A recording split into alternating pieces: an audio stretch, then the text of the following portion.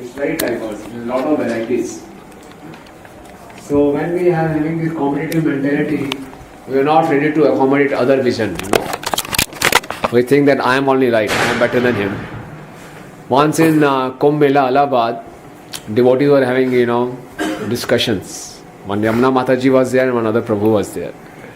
So Prabhuji was saying, you see, the difference between Krishna and Balaram is that Krishna is black, Balaramji is white. And Yamuna Mataji was saying, no, difference between Krishna and Balaram is that Krishna can enjoy with Radharani, Balaramji cannot. So both were having discussion. No, Prabhupada said this, Prabhupada said this, Prabhupada said this, Prabhupada said this. Sometimes amongst the devotees, it's like, you have seen on the TV, you must have seen in the movies, they throw ice ball at each other. Prabhupada said this. Allah said, Prabhupada said this. Everyone has anecdotes. Prabhupada in this letter has said this. Prabhupada in this letter has said this. And sometimes they are totally contradictory. So both were fighting. No, Prabhupada said this, Prabhupada said this. Then Prabhupada came there. Why? What are you discussing? Prabhupada, it's good you have come. So Prabhupada is saying that difference between Krishna and Balaram is that Krishna is black and Balaram is white. Prabhupada says yes, he is right.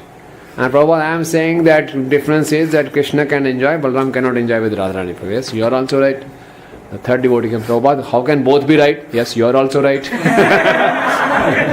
And then Prabhupada, what is the solution? Prabhupada, you decide. So, Krishna consciousness, spiritual life, both can be right.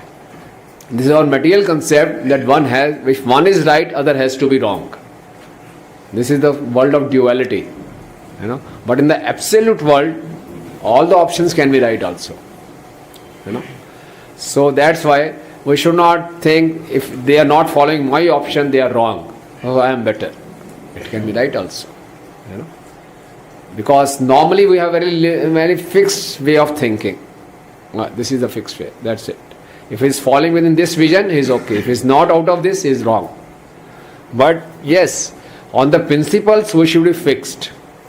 On the principles there should not be any flexibility. But on the details there can be flexibility. Okay. So we should try for a humble cooperation, and there should not be any ego clashing. We should avoid those clashes. Okay. So this was Sursa. So Hanumanji went ahead, and as he was marching ahead, again one demoness come, huge demoness was there, and she had the power of catching to the images. She can catch the image of any person and drag that person. And her name was Simika. So Hanumanji was flying, and on the ocean was Hanumanji's image, and it was 80 miles by 120 miles. Hanumanji had a huge form. So the Simika, just by seeing the image of Hanumanji, she caught that image. And Hanumanji is trying to move forward. He is not able to move forward. And when Hanumanji jumped from Mahendra Parvat, Vayu God, his father, he fully assisted him. He created such air pressures that his journey remained smooth. The sun god also blessed him. He created such a nice atmosphere, he shouldn't feel the heat. They were all supporting him. So sun god was supporting him, Vayu was supporting him. Still Hanumanji was not able to move forward. He was trying his best, he was not able to move forward. He said, what has happened? And then he looked onward, he saw that this Rakshasi was there. And she was laughing. He said, I have the power, now you cannot go forward. Hanumanji tried his best, he couldn't. Then Hanumanji thought, okay, I have to surrender. So she dragged him, pulled him, and Hanumanji was going down and down and down. And she opened her mouth. Hanumanji went inside. And when inside, she was very happy. Yes, I have killed Hanuman. And when Hanuman entered inside her body, Hanuman expanded himself. And expanded and just tore apart her and came out, And that way Hanuman killed her. So what does it show?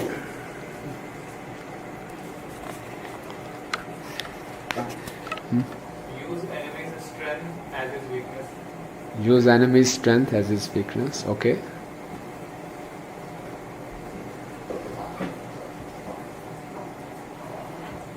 Simika just focused on the dark image of Hanumanji. She used to just see the dark side of any person, and from that dark person she used to catch that person and pull him down. This relates to our relationship with the devotees. when we are dealing with the devotees, like we saw in the skit, we will see the one weak point of a devotee, the darker side, and will pull him down. This is a relationship based on criticism, blasphemy, envy. We are very happy to see one negative quality. We should just find one negative quality. This is sufficient for us. Seeing that one negative quality will pull that person down and will forget all the good qualities of that person. This is because we are envious of that person. Every person has black and white. No person is completely good or completely bad. But if we are envious of a person, we are very happy, we are very pleased to see his lower nature, to see his one bad quality, and then catching that bad quality, we pull him down. Okay? So our relationships should be free from this tendency. If we are having this kind of mentality, then we cannot have good, sweet relationship with the devotees. So this quality of envy is look for the darker side. So, like Mayavad. Mayavad is the ultimate expression of envy. They just use everything to become God. Envy also means getting jealous of others' good qualities. I cannot tolerate. Why? How he can have this quality and why not me? Okay. And sometimes when we have some bad quality and the same thing we see the other is excelling this quality, we become envious. This person can give a very good lecture, I cannot. So whenever I see him giving good lecture, I feel very envious. Why I cannot give, why he is giving. So there was one story, there was a person, a boy, he had an accident, he lost his left arm. Left arm had to be cut. And he wanted to excel in judo. So he went to his tutor. So the judo coach coached him. And he taught him only one technique. Only one technique. So he was surprised why the coach is not going for other techniques. He said, just practice one technique. So he was practicing. So once national judo championship was there, he said, take part. He was very confused whether he should go or not. I am handicapped. No, you take part. First round he cleared, second cleared, third cleared, quarter-final, semi-final, final. So everyone was surprised. Still again, in the final also he won. So when he went to the coach, I am surprised, how could I win the national title? So you just taught me only one technique. So the coach said, that one technique was sufficient for you. That was a lethal weapon. And what was that? He said, I coached you that technique. To counteract that, the opponent has to catch your left hand. Since you don't have a left hand, they had no other way. So they got defeated. See? So sometimes our weakness can become our strength if we have the right attitude. If we're not having the right attitude, we'll remain envious. Why am I having this weakness? Why other person is having the strength? So Krishna has created this world. This is complete. All kind of incompleteness is due to our incomplete knowledge of the complete. Prabhupada says in introduction of Bhagavad Gita. All kind of incompleteness we feel, it is due to the incomplete knowledge of the complete. So anything can be used in Krishna's service. Or weakness can also be used in Krishna's service. We have a devotee called Vachaspati. He's a Russian devotee. He was in the Russian army. And when the Russian army was sent to Afghanistan, he fought in that battle and he lost his both arms. Now he's a devotee now. And when we go to the Mayapur, normally he comes to the Mayapur Parikrama.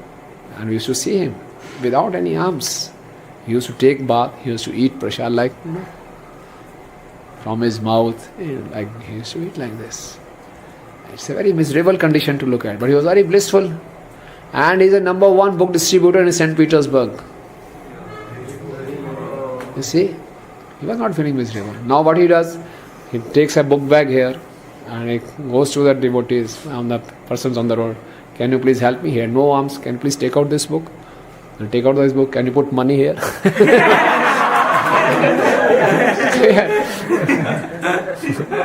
And by this, no one can refuse him, seeing his condition. I only like to help him. Can you please come?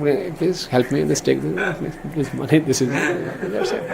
And why this is distributing maximum number of books? He's not envious. Why other person have 2 arms? I cannot have 2 arms. I cannot do anything. No. You see, so every weakness can also be used. It can become our strength. So this envious critical mentality can be offset by appreciating. Srila Prabhupada was always appreciative. Srila Prabhupada started this movement not with saints. He started this movement with hippies, and hippies had all disqualifications. Prabhupada met Shyam Sundar Prabhu. Shyam Sundar Prabhu did wonderful services for Prabhupada.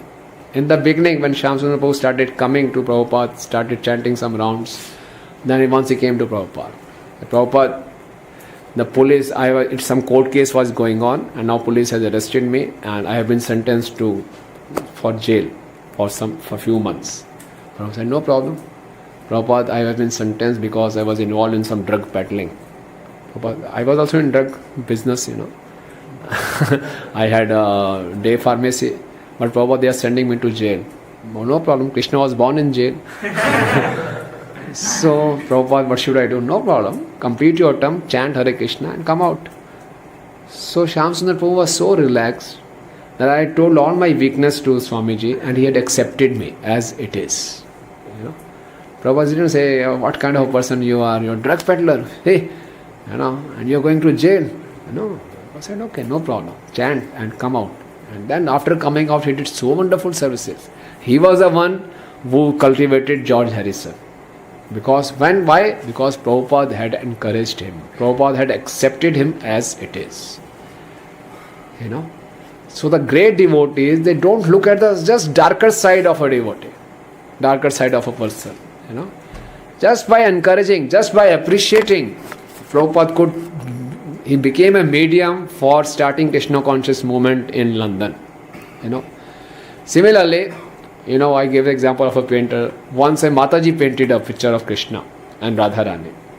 So now we see Srimati Radharani is holding a garland in his right hand towards Krishna.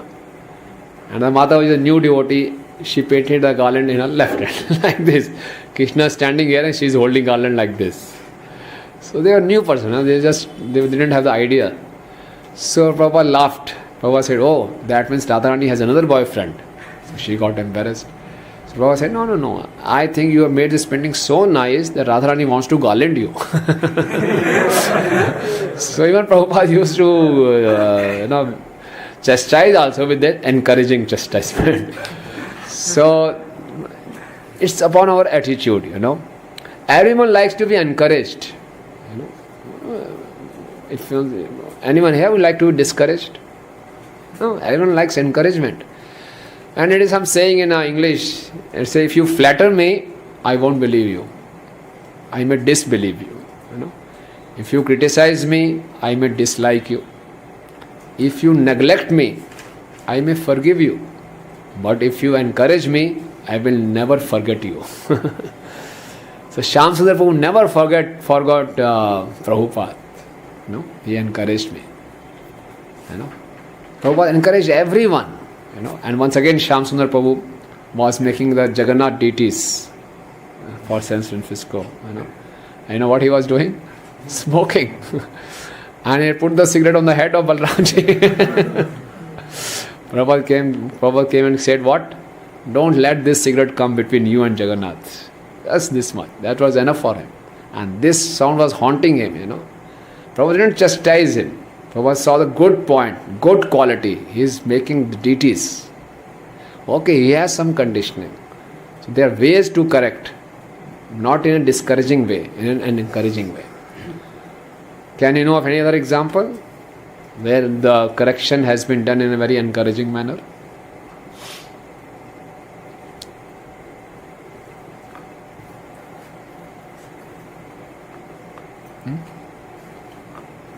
Gopal Gaurang Prabhu?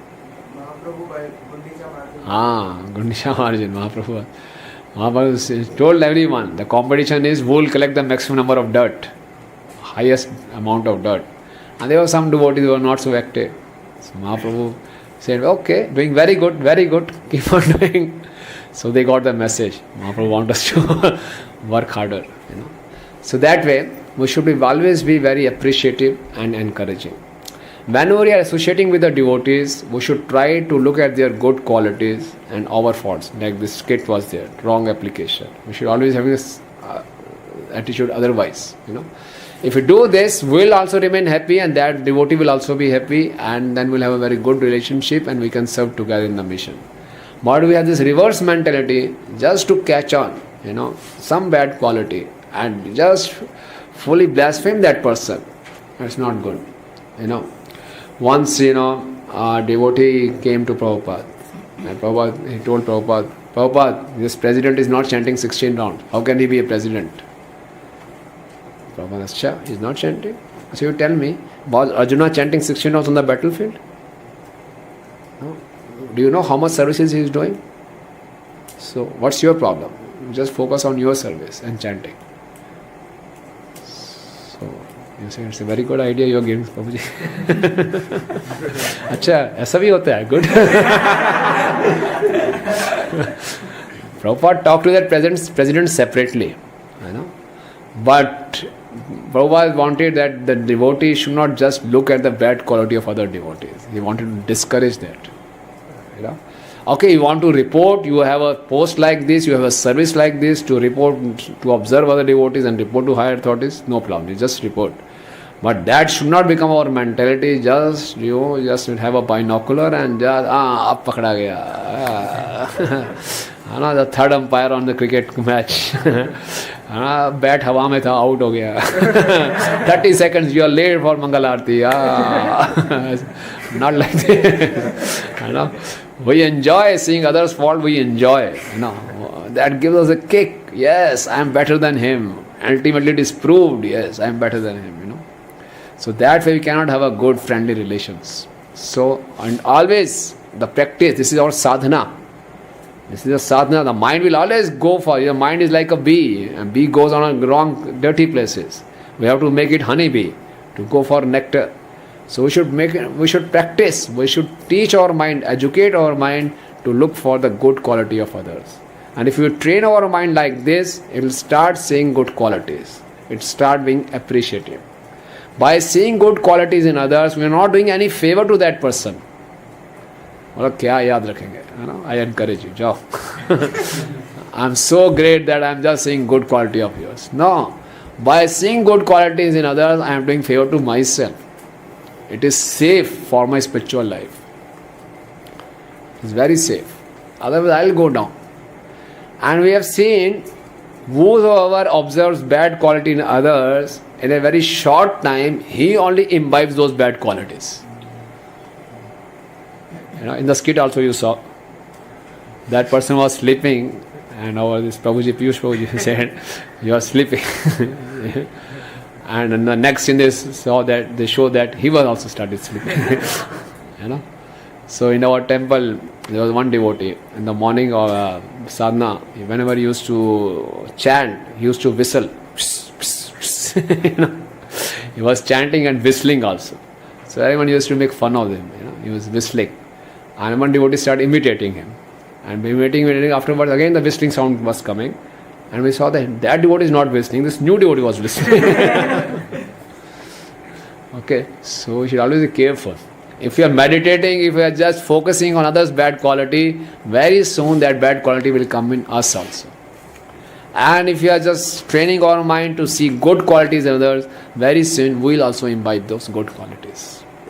Okay, so says like Simika was, Simika used to see only the dark image of any living entity and used to drag that person down. So we should overcome this mentality to see the wrong side of a person and drag him down. Okay, then again Hanumanji started after killing Simika, and he reached at the gate of Lanka finally. Hanumanji ki. Yeah. So Hanuman went ahead, reached Lanka, and the Lanka was protected by so solid golden walls and being escorted by very strong demons with strong weapons. And Hanumanji said, it is so wonderfully fortified, how will this army, our army will enter? So Hanumanji thought, let me take a very small shape and go through all the streets, and I should make a strategy how to attack, from where to enter, from where to get out. I should be aware of each and every street and lane of this Lanka. So he took a very small shape and starting running here and there. Immediately he saw in front of him comes a Rakshasi named Lankini. Hey, Vanar, where are you going? You cannot enter Lanka like this. Don't you know this is the kingdom of Raman? Hanumanji said, get aside. Don't you know I am on mission of Lord Ram? No one can stop me. No animal can enter without Raman's sanction. I don't care. Get aside. If you are not following my instruction, I will kill you. Do whatever you want to do. You know. So Lankani came forward, roaring and shouting, and Hanumanji just slapped her. And she fell far apart. And Hanumanji started walking. And then she came, folded hands. You see, now I come to know. You have come, Brahmaji had said that when you will be slapped by a monkey, that is the beginning of destruction of entire Lanka. So now I am seeing that this is the beginning of destruction of Lanka. So one said, okay. Now, what does it symbolize?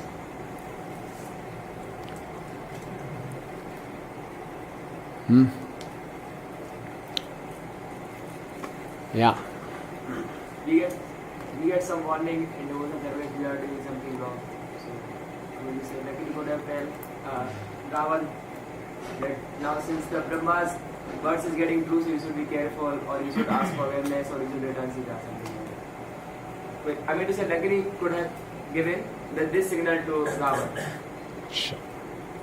We may take humble position to get on some mission, on some path. Yeah. Mission. But that does not mean that we should get blocked by some opposing forces, stumbling blocks, and that must be removed from the path. Yeah, very good. But we will definitely feel opposition, but we should be fearless and bold. Hanumanji was very bold. He did not got scared by Lankini. He assumed a small form. Lankini was huge.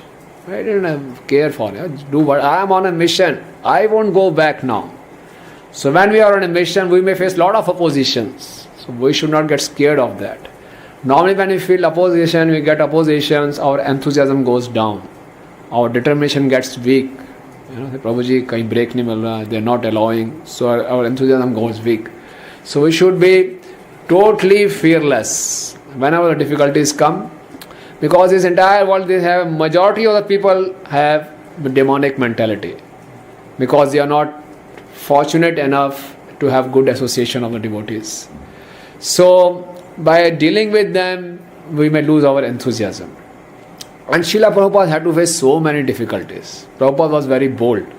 His decision to go across the ocean at the age of 70 years itself is a very bold decision. Srimati Moraji, that they were saying the video. Srimati Moraji was saying in that video, I told him, Are Bude mar jayega. Why are you going? This is not your age to cross the ocean. You will die. We'll take care of you there. It's so cold in New York. You will die there. Prabhupada said no. Prabhupada was determined. Prabhupada was bold. And when Prabhupada reached there, he was so bold, fearless. Once Prabhupada went to MIT University, Massachusetts Institute of Technology, topmost in engineering technology. Prabhupada said this university's name is MIT, but there is no discussion of Almighty.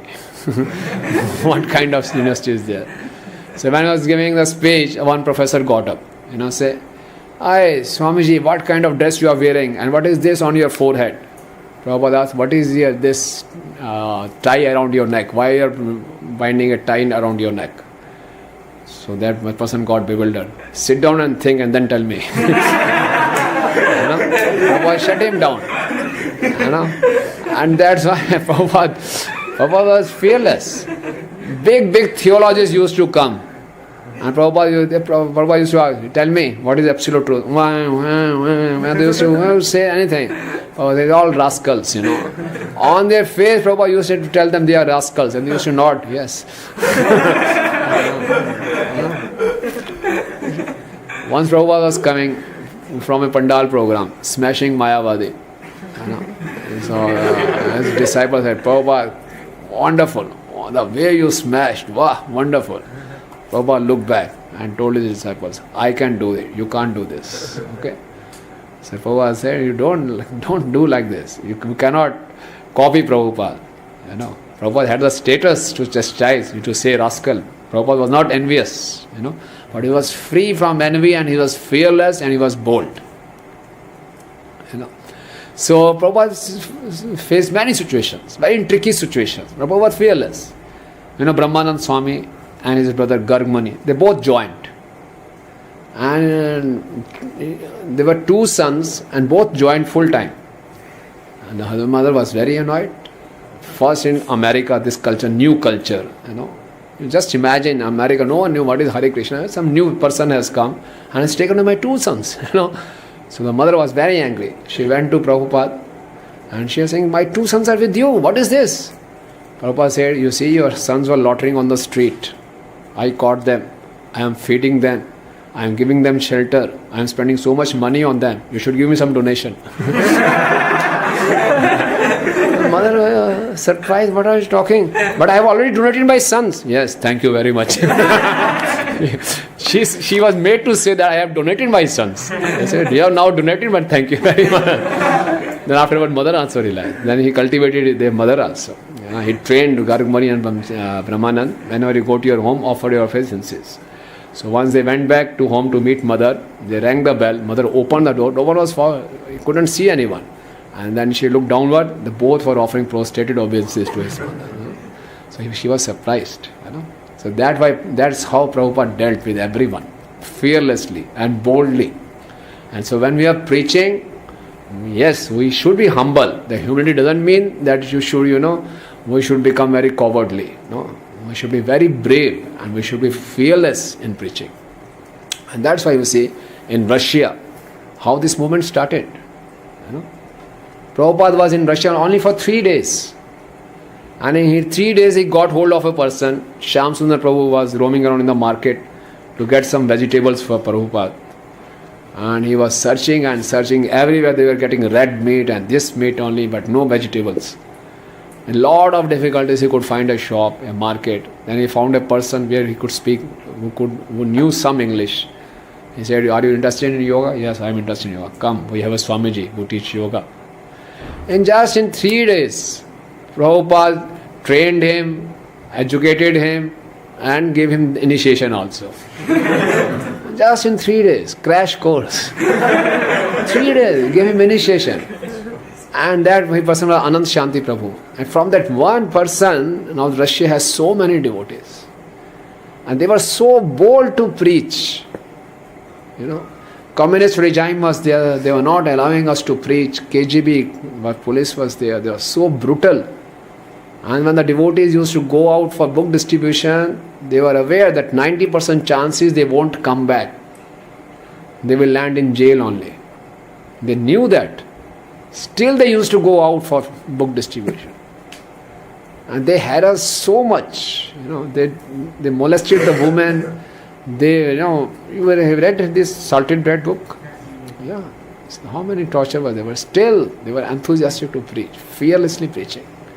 Because of their efforts, now the preaching in Russia is taking such a shape, has taken such a shape.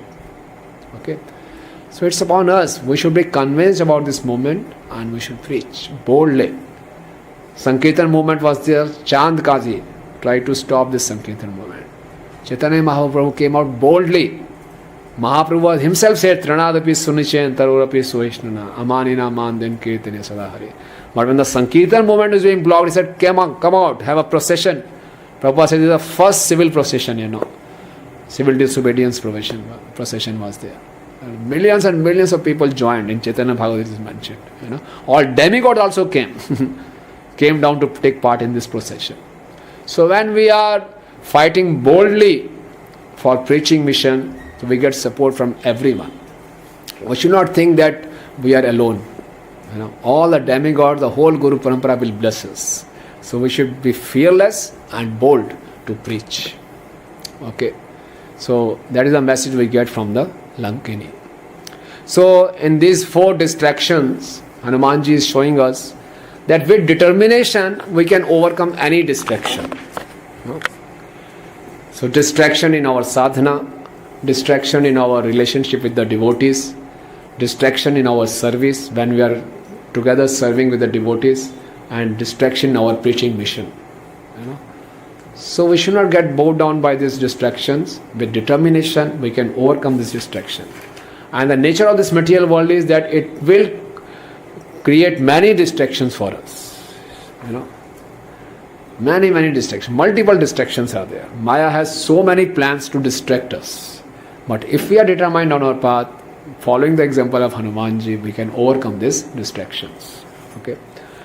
So now Hanumanji has slapped Lankini, and now he was thinking, now I should find Sita. Now the mission of reaching Lanka is over. Now the other part of mission is to search for Sita.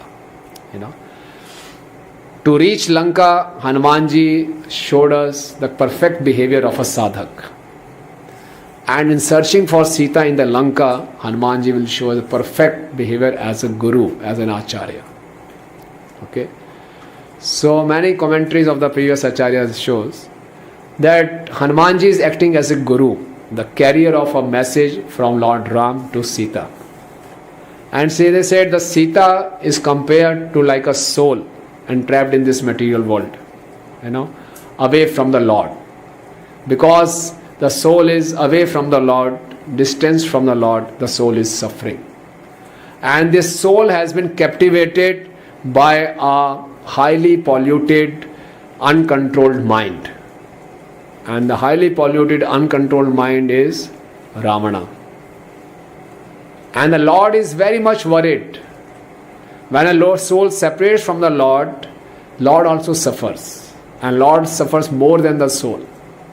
And this may appear very contradictory. On one hand we say the Lord is Satchitanand.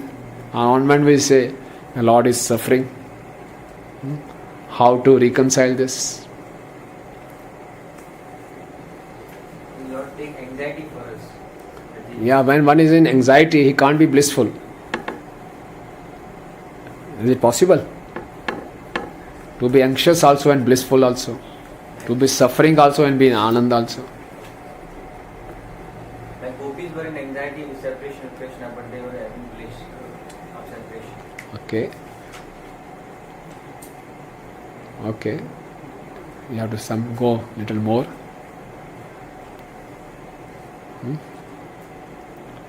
So all kinds of contradictions are reconciled in Krishna. See, this is the nature of spiritual bliss.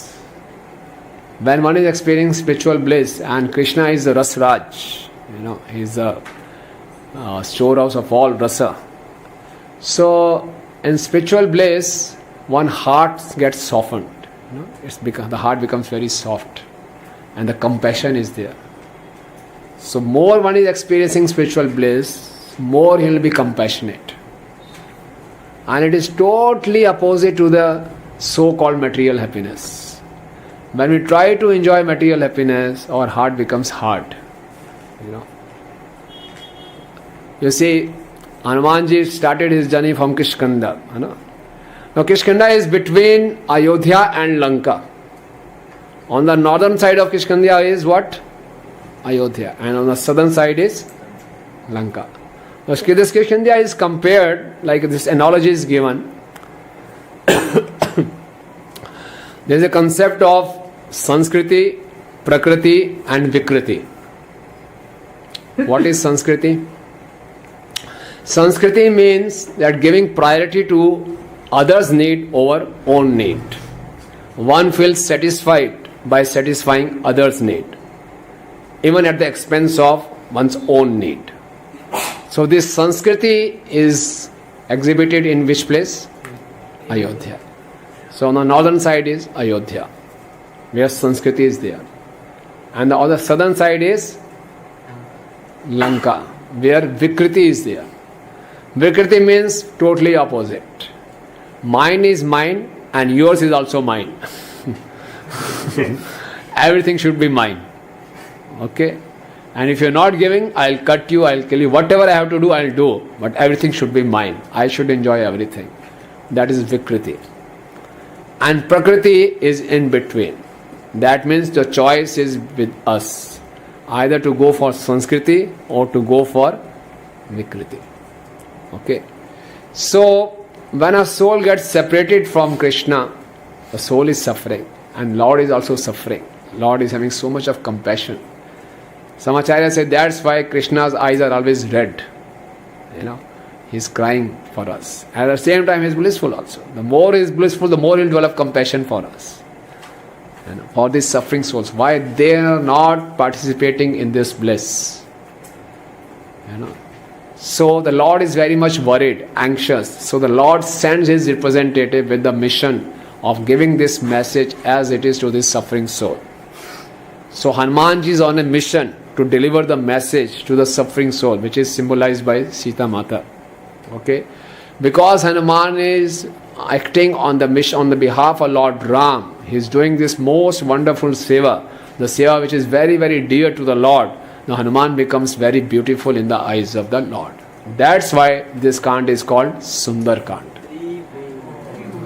Sundar Kand doesn't mean it is appreciating the beauty of Sita Maya or it is appreciating the beauties of the queens of Ravana. No. It describes the beauty of queens of Ravana also. It describes the beauty of Sita Maya also. But the most beautiful is the service attitude of Hanuman, by which the Lord is pleased. Once Srila Prabhupada was giving initiation. And in the initiation, one 16-year-old girl came for initiation. And Prabhupada saw that girl. And she was very, very beautiful. And Prabhupada named her Rukmini Devi Dasi. And Prabhupada told her, now you are a very beautiful girl. Now get beautiful internally also. So she took it as a lifetime mission. She came in our temple also and she recited this, she narrated this anecdote. She is the wife of Anuttama Prabhu. So that means we have to get internally beautiful, means that we have to develop this service attitude like Hanumanji. Hanumanji was very beautiful in the eyes of Lord Ram. Externally he is in the form of a monkey, but for the Lord he is very, very beautiful because he is delivering the message of the Lord. He is on the mission of the Lord. Okay. So Hanumanji is acting as a guru in search of for that suffering soul to deliver the message of Lord Ram. And he is on this mission. When he is on this mission, he is entering Lanka. And the suffering soul is captivated by this uncontrolled corrupt mind. And what is Lanka? Lanka is a manifestation of this material consciousness, of this uncontrolled corrupted mind. Ravan created Lanka. So this is the manifestation of material consciousness. So what is the Guru's service? Guru enters into the material consciousness to search for that suffering soul and take that suffering soul back to the spiritual consciousness, back to Ram. This is the most difficult task the Guru performs. Entering inside the material world and searching for those suffering souls, delivering the message and bringing them back to Godhead, back home, back to Godhead. And for entering into the material world consciousness, it's not easy. Lankani was guarding that. I will not allow any person with that spiritual consciousness. Okay? And that Lankani represents what? False ego. So when a guru comes with a message, our false ego will protect. No, I will not allow any spiritual advice to enter our mind. So Hanumanji, for entering into this material world to deliver the soul's suffering, slapped the false ego apart. Get away. False ego was giving all arguments, I will not allow you, I will kill you, do whatever you wish to do. Slapped away. So Guru cuts our false ego. Because until unless our false ego is slammed, we won't hear his advice. Okay. So Guru cuts the false ego and Hanumanji enters inside. Now Hanumanji has taken a shape of a cat. Small cat. And he's just roaming around here and there, searching for Sita, going through each and every street and lane of Lanka. Then he comes across a huge palace, golden palace. So Hanumanji says, okay, this is the palace, and he sees the whole in the palace, most beautiful and beautiful women are there. And they are all lying down, some are undressed, some are semi-dressed, and they are intoxicated. And these all beautiful women are there. And Hanumanji was searching for Sita. So he had to look at each and every woman to see whether she is Sita or not. And the women were in the right condition. They were not wearing good clothes, and they were some were undressed also. So Hanuman was looking at them, and suddenly a thought came to him, am I doing the right thing? I am an Akhand Brahmachari. No? I am Akhand Brahmachari. I am entering into the bedrooms of all this and seeing all these women in such condition. Am I doing the right thing? So Hanumanji was introspective. Then he thought, am I doing right or wrong? Then he thought that, okay, I am looking at this woman not out of lust. Now I am looking at this woman not to enjoy them. I am just on a mission. If I am on a mission, I have to face this situation, I will face it. Because how will I find Sita? Sita is a woman, and then I have to search for, I have to look for a woman only. So if they are in this condition, I have to search for them, Sita. So then he justified, okay, I am not doing anything wrong, this is required for the mission. So this is very, very essential concept for us. The Guru, the one who is carrying the message, he has to be free from the lust. Only then he will be able to deliver the message as it is, which is be beneficial for the soul. Sometimes when we are preaching, you must also experience, we have to enter into the contaminated mind of that person. That person shares so many dirty thoughts with us, dirty action what he has performed with us, and we have to consume that. If we are not pure, if we are having a lust within us, then we will also get contaminated. So we have to be very sure of our limitations. Once Srila Prabhupada was in Boston, so Guru has to take this risk. Guru takes the risk on behalf of the God. But he has to be very, very careful. When we are delivering the message and acting as a preacher, especially in the modern world, we will be facing many situations like this. But we have to be very, very careful. Prabhupada was in Boston, and he was sitting in a taxi. So an American driver was there. He looked at Prabhupada. Hey, Swami, you are from India? Yeah. And, you are able, do you do this meditation of sleeping over the bed of nails? Can you sleep over the bed of nails and meditate? Prabhupada said, no, I can do even tougher things, harder things. Oh, very good. What are those? Prabhupada said, if you lock me in a room where all naked women are there, I won't be affected. Oh, very good. So Prabhupada could say that. And Prabhupada did it also. Devotees took Prabhupada to a nudist camp where all those hippies were in a nude condition. Prabhupada went there and preached to them. And some nudists followed also. They came and joined. And later on became preachers also. Prabhupada could do it. Once in a Pandal program in Delhi, Prabhupada, after the Pandal program, when Prabhupada got down from the stage, everyone was falling at his feet offering obeisances. Prabhupada turned to his disciple, why are you giving me this so much respect? Because I am free from sex desire. So Prabhupada can do it. So a preacher has to be very careful. We should not copy Prabhupada. You can say in the morning you said, Prabhupada has said, do as I did. So we'll also say, where is the nudist camp? I'll go and I'll preach. So we can remain there also, So we have to be very, very careful. We should know our limitation. We should know our level of purity.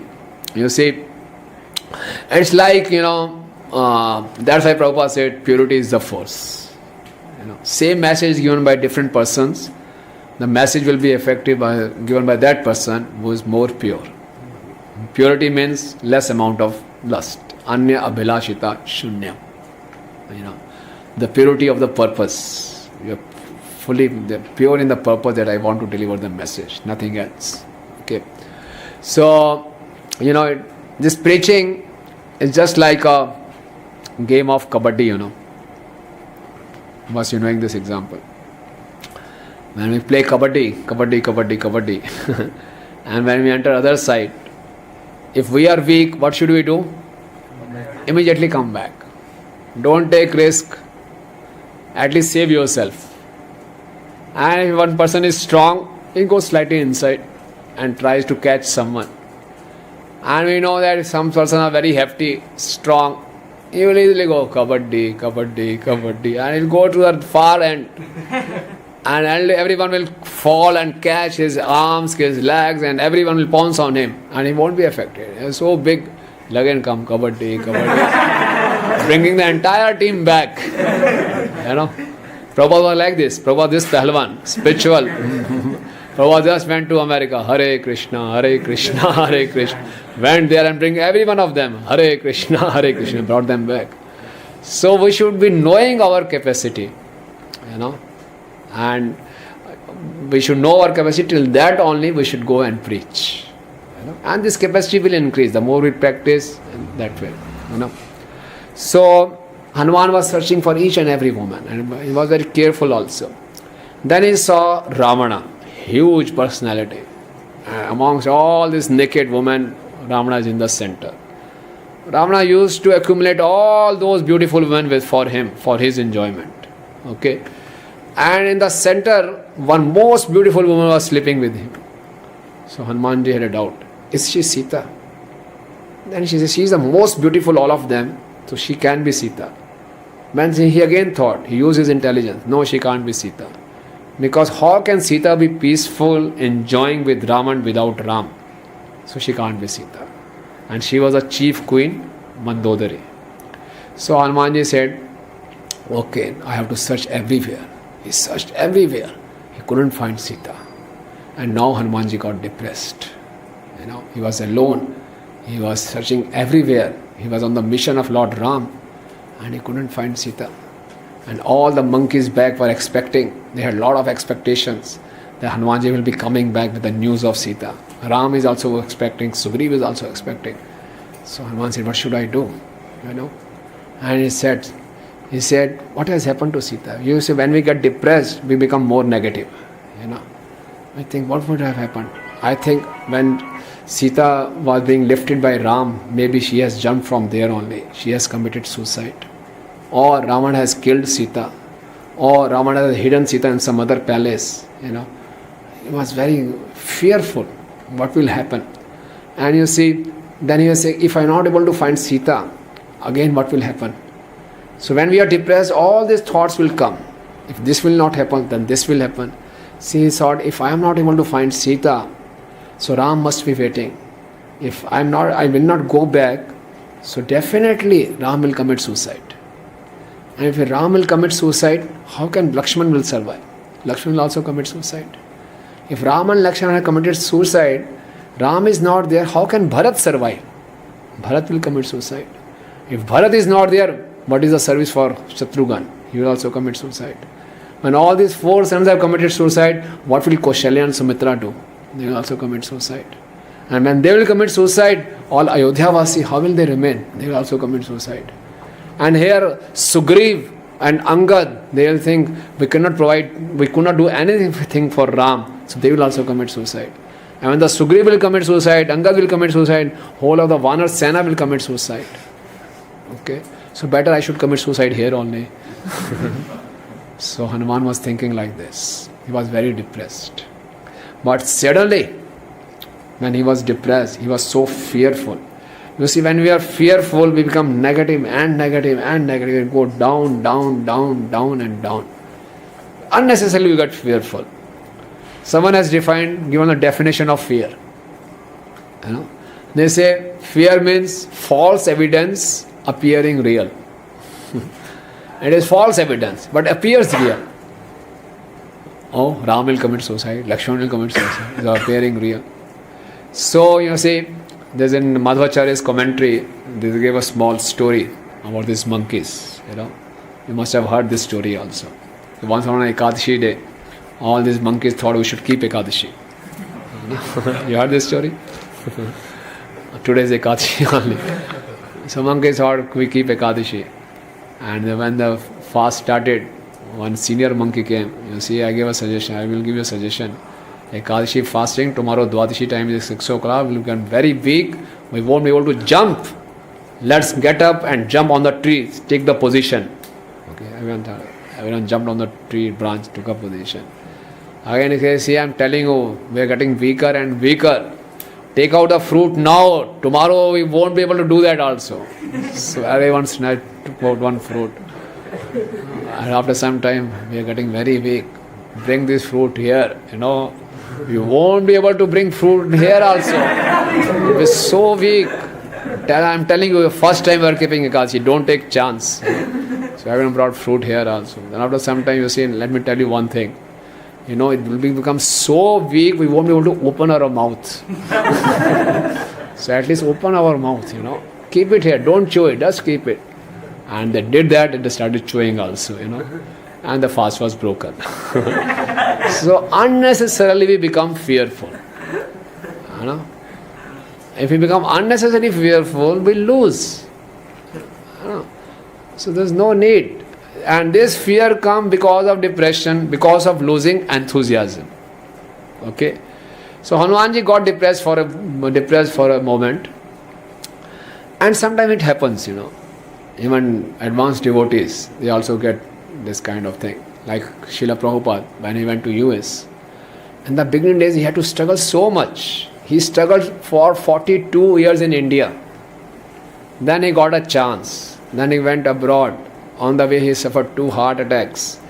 Then he landed in US. He got no accommodation. He had suffered so much. Whomsoever he was approaching, no success. So he used to go to the shipping yard and ask, when is the next ship for India going? And again he used to come back. This happened 3-4 times. When he asked again, the shipping officer said, Swamiji, I know you won't go back. You just come and ask. So Prabhupada said, yes, you are right. I just come and ask just to give some relief to my mind. But I won't do that. And Prabhupada knew. But still he used to go. So Hanumanji got depressed for a moment. Then he used his spiritual intelligence. And he saw, no, I have to do this mission. And he started chanting the Lord Ram. Jai Shri Ram. Jai Shri Ram. He started chanting the names of the Lord Ram. And then Lord gave him all spiritual intelligence. Then he saw one Ashoka tree in front. He saw one Vatika. And then he came to know, I didn't go to this Vatika. And this Ashoka tree was very effulgent. He said, something special there. He said, let me go there. You see? So when we are low in enthusiasm, what should we do? Chant the names of the Lord. Come in the association of the enthusiastic devotees. Don't let depression get over us. These moments will come. The mind has a natural tendency to be depressed, to get sad. But we should fight it over. So Hanumanji, went to Ashok Vatika. And on the Ashok Vatika, she saw a very, very beautiful woman. He had never seen such kind of purity. She was a purity personified. But she was very morose. It was just like a fire covered by smoke, a knowledge totally unused, a scripture misinterpreted. So within his mind he was thinking, she must be Sita. Then what happens is, Hanumanji is sitting on a branch, then Raman comes there. When Raman had kidnapped Sita and brought him to Lanka, at that time Ravan took him to her palace and told all the Rakshas and Rakshasi, everyone should fulfill all her desires. Give her ample clothes, ample food, good jewelry, keep her comfortable. No one should see her, no one should speak any harsh words with her. If I found anyone speaking harshly with her, I'll kill that person. Ravana wanted to give her all facilities. Then Ravana forcibly took Sita and said, I'll show you my opulence. So he took her around all the palace. He showed, say, I have 32 crore Rakshasas staying here. And 1,000 of the Rakshasas are my personal servants. He was boasting his, giving the opulence. So why don't you become a queen? You will be my chief queen. You will have all these opulence. What is there in insignificant Ram? He is dwelling in the forest. Be a queen of golden palace, Lanka. So many Rakshas will be under you. And they will be serving you. And then, he took her around for all the palace. The palace was full of all opulences, all kinds of rivers, parks, and they were there. But Sita was not interested. Then he said, please, I give you 12 months. Okay, within 12 months you have to decide. Ravan fell at the feet of Sita. I am in love with you. Please accept me. Never before Ravan had done this. But Sita Maya was adamant. And Sita Maya really rebuked him. And Sita Maya chastised him. How dare you can do this? And Ram will come and kill you. So Ravan got agitated and she said, okay. She brought her to the Ashok Vatika. And the Sita was very sad. When Ravan had kidnapped Sita Maya and the heavenly planets, Brahmaji went to Indra and said, congratulations, Ravan had kidnapped Sita. Now Ram is going to come and kill Ravan. So they were interested in their own interest. That now Rama is going to kill Sita, Ravan. So I say, but there is one point. Sita Maya is getting so much depressed. I am afraid that she may lose, she may lose her life. So we should do something. So you please go, Indra, to Lanka in Ashok Vatika and give Sita this heavenly nectarian sweet rice. By having this nectarian heavenly sweet rice, she will have a prolonged life and she won't be affected by this all negativities. Her body will remain strong. So Indra says, good idea. So Indra goes as a Brahman and approaches Sita. Take this kheer. Sita said, how can I believe you? You are an agent of Ravana. If you are Indra, show me your true form. So Indra shows her true form and gives her the kheer.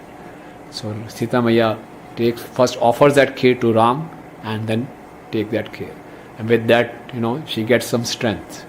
So the demigods are also helping Sita. So if we really want to go back, if we really want to get Krishna, Krishna arranges everything. Sita was alone in Lanka, but through Indra and Brahmaji, Sita Maya could get that kheer. So when Hanumanji was there in the Ashok Vatika and she was seeing Sita Maya there, and then Ravan comes, and this Ravan is saying, Ravan was speaking to Sita in a most poetic language. He was trying to influence Sita. Please come, I am waiting for you. You see, since you have come here, I just cannot enjoy with any other woman. I have so many queens, they are all beautiful, but now no one is appearing beautiful to me except you, and you are not accepting me. So please accept me. I will make you the queen. Again he was speaking a lot of things, but Sita Maya was not impressed. Our Acharya says, when a lust develops in a person, the development of the lust is in 6 stages. And very wonderful analysis has been done. The first stage of the lust is Harshanam. Harshanam means it appears pleasing to us. We see any lusty object for whom we are having lusty feelings. In the beginning, it gives us harsh. We feel nice. Okay. Second stage is Smaranam. We are constantly contemplating about that object of lust. Third is Rochanam. Our senses go wild. These senses now demand that object. Fourth is Karshanam. Now it becomes too painful because the senses are becoming so wild, they are demanding this. At any cost, they want that object and it is causing us pain. Karshanam. Fifth is Roshanam, not Rochanam, Roshanam. Roshanam means now you lose appetite, no sleep, मुझे नींद ना आए, मुझे वो ना आए, and you start feeling weak. This is Roshanam. And the 6th stage is Maranam. You almost die. So this is how the lust develops. And Ravan was totally influenced by lust. So he was begging Sita should, come to him. But Sita Maya, she smiled. And she put one blade of grass between Ravan and herself. So the Acharyas give commentary on this also. Why Sita smiled and why she put this blade of grass between Ravan and herself. It is said this blade of grass showed that the Ravan, there is a wall between you and me. You cannot cross this limit. You cannot cross this wall. And the smile of the Sita showed that she used all this Sam, Dan, Danda, Bhed. She said, Sita said, Ravan, I am in your custody, so you should not exploit me. You should protect me as you are protecting the other queens of yours. Okay? This is Sam. She is giving some good advice. Then she said, you see, she was giving Dan. You see, the Ram is very merciful. If you take his shelter, he will give you Abhay Dan. He will give you Jivan Dan. Don't worry. Now is still the time. If you take surrender to Ram, he will forgive you. Then she said, if you don't do this, then people will rejoice at your death. This is Bhed. It's creating some dissension within him. And then she says, if Ram, you are not following this advice, Ram will come and destroy the entire Lanka. You know. So hearing this word, Ravan really got agitated. He called all the Rakshasas and he said, torture her. Whatever you want to do, you do. She should surrender to me. And if she doesn't hear your advice, cut her to pieces and bring it to me. I will take it in the breakfast. You know, Ravan was so cruel. So after saying this, Ravan goes away, and the Rakshasas start torturing Sita. And Hanumanji couldn't tolerate this, and they are torturing. And Sita Maya got very desperate, and Sita is calling out to Ram, "Oh Ram, why you are not coming? Why you are not saving me?" And the Sita Maya said, "If you are not coming, what is the use of my living? So I will hang myself and die." And she took out the thread which she used to bind her hair, and she was about to put that thread around her neck and commit suicide. Then Hanumanji said, "Now I should do something." You know. Now Hanumanji was in conflict. How should I give the message of Ram to Sita? If I come just like this before Sita, she will again think Ravana has come in different form, and she will shout. When she will shout, all these Rakshasi will come. When all these Rakshasi will come, and the other person will also come, and then I may not be able to deliver the message. So what should I do? So this shows Hanuman's intelligence. A preacher is not only courageous, he is considerate also. He is very, very considerate, very, very sensitive. How should I deliver the message so that it should not spoil the mission of Ram? You know, you see, when we go for preaching in colleges, we have to be very, very considerate in which form, to what extent we should give the message. You know, in over enthusiasm, if we just courageous, dekhi jayegi. Now, whole of this IIT Roorkee, I'll take an oath, within next month, everyone will be wearing a tilak and a kanthi. You know, so this sounds good. It is very courageous, but it's not considerate. You know, if we try this, the whole preaching may stop also. So we have to go in a very systematic manner. So Hanumanji was also considerate. Hanuman was so courageous, so fearless. But he was thinking, it should not spoil any of my action, any of my words should not spoil the mission. That is the care a preacher should take. You know, he should be very, very considerate. So Hanumanji was thinking, what should I do? How to give the message? How to introduce myself? Then he got of an idea. You see, when you are so considerate, so sensitive, the Lord always provides the intelligence. You know, there is no fixed formula. The situation is always dynamic. All the situations will be different for different persons. And if we know the principles and if we try to follow the principles, the Lord will always give us the intelligence, depending on our sincerity. So he got the intelligence. He said, okay, first I should win the confidence of Sita Maya. And I can win the confidence by doing some Ram Katha. So he starts glorifying Lord Ram. When he starts glorifying Lord Ram, it happened as if Sita got back her life. You know, after so many days, she heard the name of Lord Ram. It was so purifying, it was so nourishing for her. And see, this is what is the service of Guru, to provide nourishment. You know. So when a Guru provides nourishment, Guru sees some qualifications, expects some qualification in the disciple. You know, only then Guru will deliver this knowledge.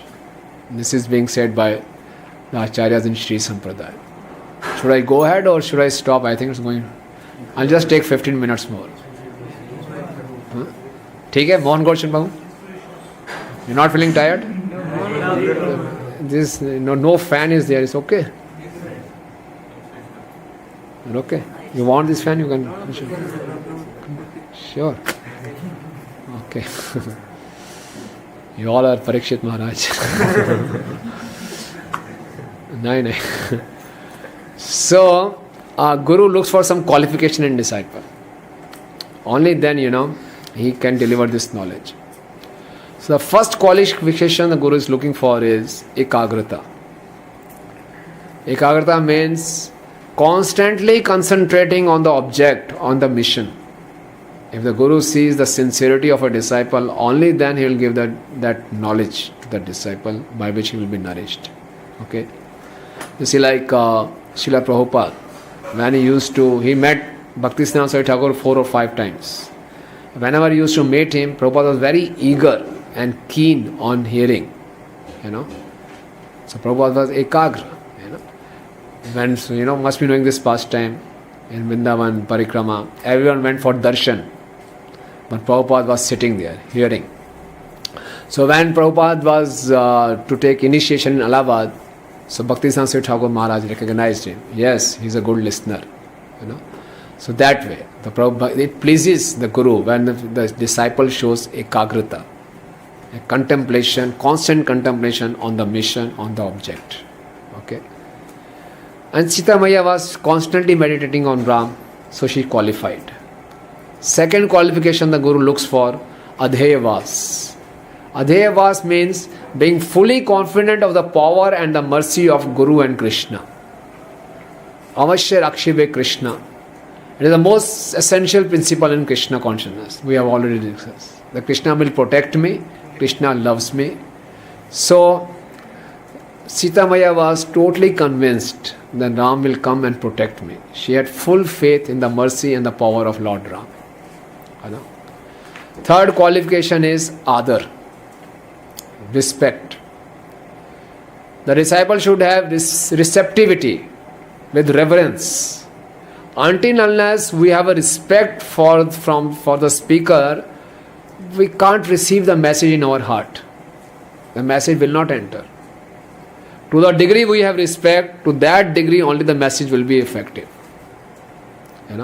So the Guru says how much one is respectful, only then the message is delivered. Guru gives his best, the speaker gives his best. You see, like Srila Prabhupada, he took the instructions of Bhaktisiddhanta Saraswati Thakur Maharaj very, very seriously. Kept on contemplating on that instructions, And that's why he went to West, he wrote books. These are 2 instructions he got.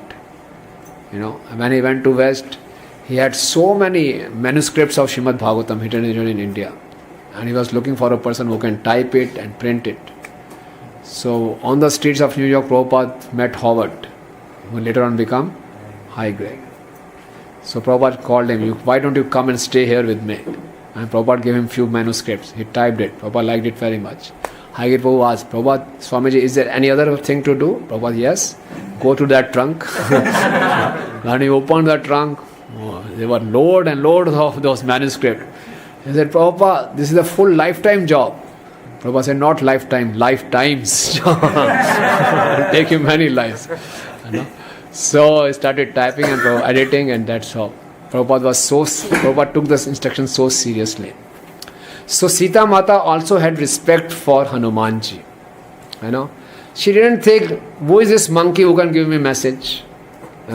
So when respect means that we should not see the Guru or the messenger on the external level. If we just start seeing on the external level, we may lose the respect. We should just see how important message he is giving. Externally, material level, no one is perfect. Someone may have faults. But if we start looking at material at external levels only, we will lose respect and we will not get the full benefit of our message. Okay? So if one is... okay, so I'll go fast. Next. So this is the third one. Fourth is anasuya. The disciple should be non-envious. If one is envious, straight away he'll reject the message. or he will doubt the message. Why is he giving this message? He must be having some ulterior motive. He has some intentions. Or he will receive the message and he will deliver this message by distorting the message. He won't take it straightforward. Like there is one story is there. One MIT graduate, I won't say IIT graduate, MIT graduate went to an Indian village. He was a logician. So when he went to that Indian village, he saw a farm, and in that farm a bull was there, and bull was going around the well. That's all. And the bull was going around the well. Such a system was there, and the bull was going around the well. The irrigation was being done. From the well, the water was coming out, and the bull had a bell hanging around his neck, and no one was there. He was amused. Wow, what a wonderful system! Without any motor, without any machine, the water is being pumped, and it is manless. Wow, what a system! So he was searching. No one is around.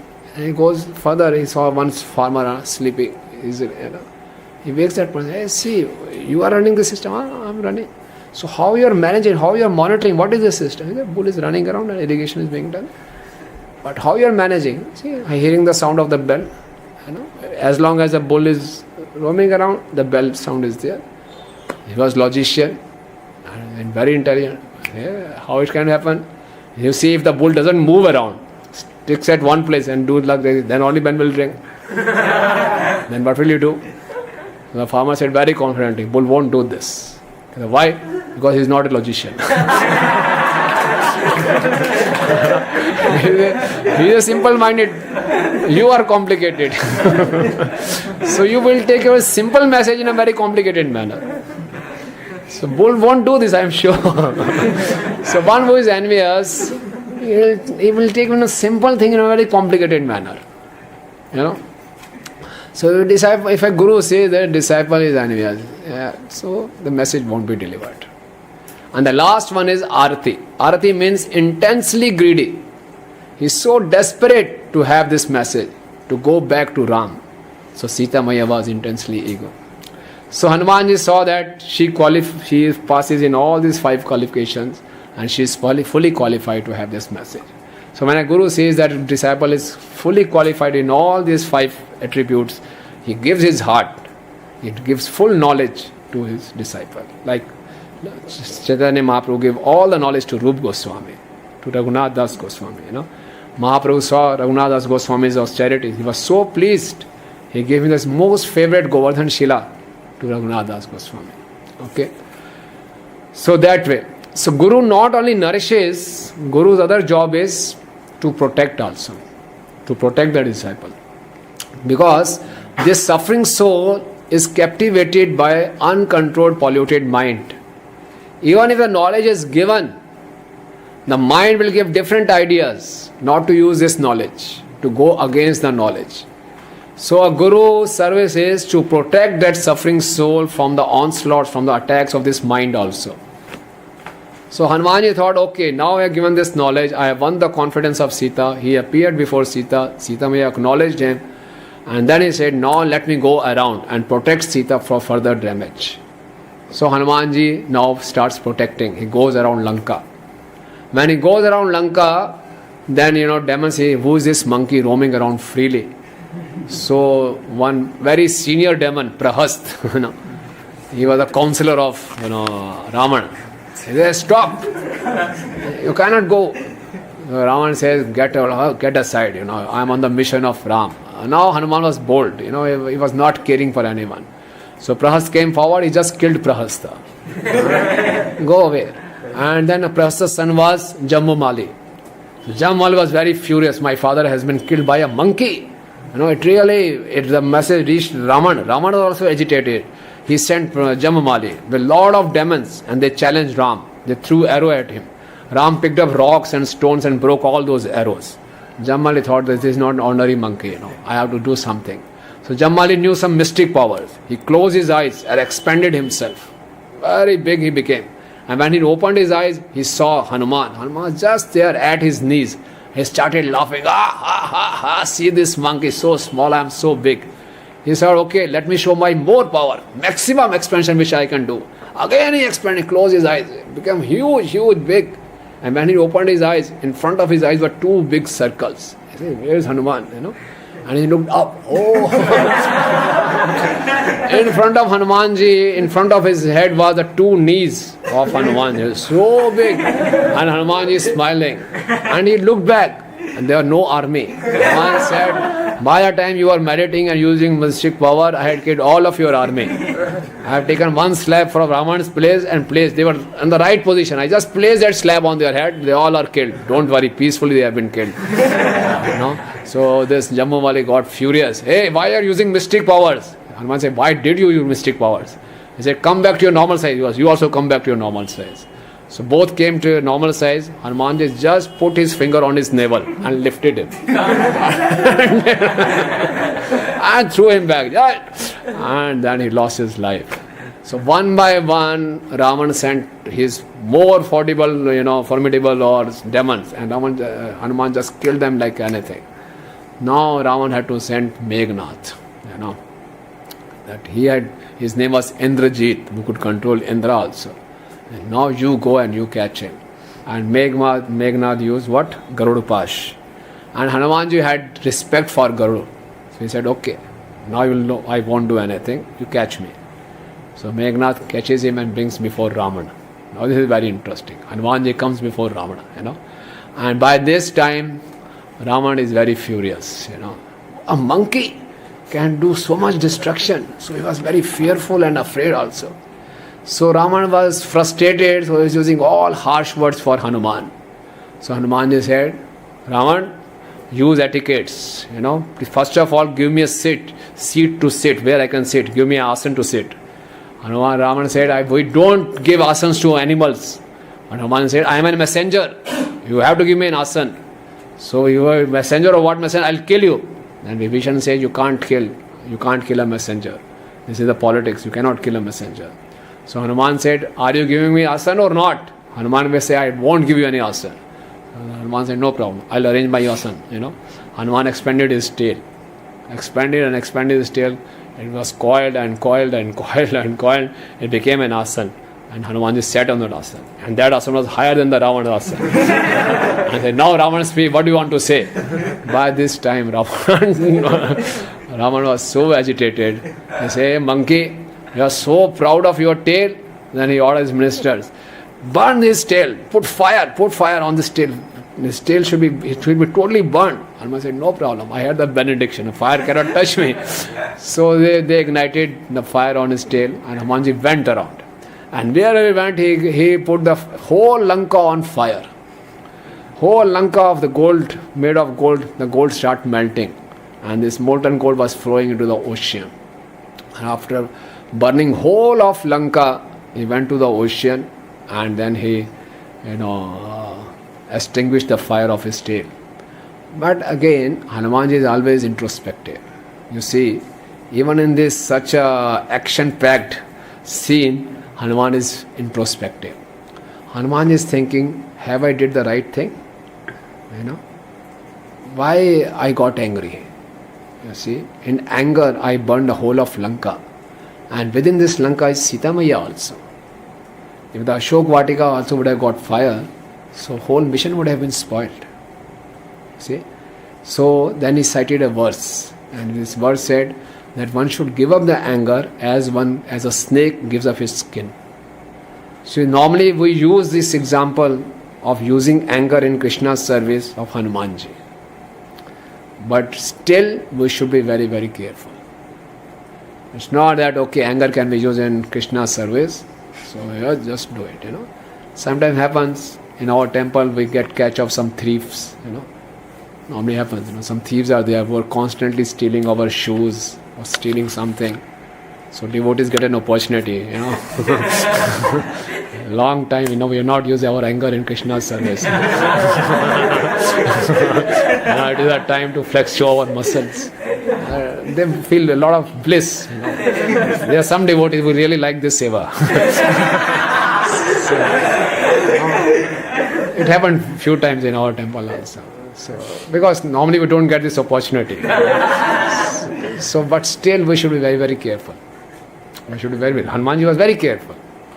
So that way, then Hanuman goes to Sita just to see whether she is safe or not. And Sita starts praising Hanuman. He says, what you have done, nobody could have done. In the entire creation, nobody could have done, even the big, big demigods would have done like this, the way you have done. Hanuman heard all this, It is so pleasing to hear this. But Hanumanji was not pleased. Hanumanji said, nothing. You see, I am just a messenger. And who is sent on this service as a messenger? Huh? No, who is sent as a messenger? The most, insignificant person. I'm just like an errand boy, sundry, just do this seva. Messenger is not a commander. You see, the generals are about to come. I'm the weakest link in the entire army. So I am sent as a messenger. So I am nothing. Hanumanji was not saying like this. This is Hanumanji's humility. See? So this is a perfect Acharya. The perfect Acharya is not proud of his abilities. Perfect Acharya is free from lust. Perfect Acharya is free from any selfish motive. Only then the message he will deliver will transform the heart of that soul. So Hanumanji was perfectly humble. There are many other pastimes of Hanumanji. I think we should stop here. Should we go ahead or stop? So it happens again, then this is Sundar Kand, then Yudh Kand starts.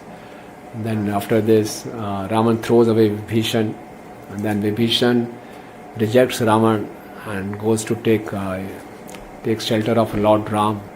And that's again one wonderful time with a lot of teachings. How Vibhishan is coming and everyone is speculating. He's come for spying or what? Should we trust him or not? And then Ram gives very wonderful, it's a very nice shloka which Prabhupada has quoted many times. That if one surrenders sincerely, even once one says, I am yours, I will accept him. I will provide him all shelter. So even once, sincerely, we go in front of Radha Radhika Raman and Krishna Balram and say, I am yours, the Lord will give us shelter. The Lord is so merciful. Lord will not see the background. He is coming from demonic family, he is coming from Lanka. And it is the greatness of, it is the courage of Vibhishan. Without getting any confirmation from the side of Ram, he rejected Ravana. If Ram would have rejected him, Sugriva was telling Ram, no, don't accept him, don't trust him. He is a demon, he is a brother of Raman. Jaman was also saying, maybe he has come for spying. The Lord asked Hanuman, what do you say? Hanuman says, see, he has trusted you. He has rejected Raman without checking from you. So we should give him shelter. Ramji was very pleased with Hanuman. Perfect advice. Sugriva was again protesting. So Ram thought, I should show him in strength. Ram said, what you are afraid of? You bring all the demons, you bring all the demigods. I can just decimate them with the tip of my finger. Don't worry, bring him. Why are you scared? Sugriva was always very scared. Don't worry, just bring him. He's waiting outside. So that's why Vibhishan, Ram accepts Vibhishan. And then very interesting one pastime is there. With this I'll end. You see, when on the Pushpak Viman, Ram goes back to Ayodhya with a whole of a bunch of monkey army, And Lord Ram is so grateful that whoever monkey dies in the battle, he makes them alive. They all come back, And they all sit on the Pushpak Viman. When it was going over, it was passing over Kishkindia, Sita Maya saw that all female monkeys were there. Sita Maya said, this is not good, This is male chauvinism. You are taking all these monkeys to Ayodhya. This female monkey is also waiting. They should also take them. No problem. Pushpak Viman has unlimited capacity. Expanded, all the female monkeys also came. And they all flew to Ayodhya. So before reaching Ayodhya, they went to Nandigram, where Bharat was performing austerities. So Bharat also knew that Ram is coming, and along with Hanuman and all this monkey Sena is also there. So he arranged for a big pandal program, big feast for everyone. And for the monkeys, a different section was there. Otherwise, whole feast will be spoiled. After this, now this is the time to rejoice, to celebrate. Monkeys come in their forms, so everything will be spoiled. And so right from the beginning, Bharatji was a good organizer also. He said, Hanumanji, you have to take care of monkey, I don't know how to deal with them. So you take care of monkeys and I'll take care of all these guests. So whatever you need you will get, but take care of monkeys. So Hanumanji collected all the monkeys and told, see, our reputation is at stake. This is not forest. This is the cultural world, Ayodhya. We are entering a city life, urban life. So be sober and sit quietly. Whatever you want, I will give. Don't jump around. Just be here. So it was difficult for the monkeys. They sit in a queue and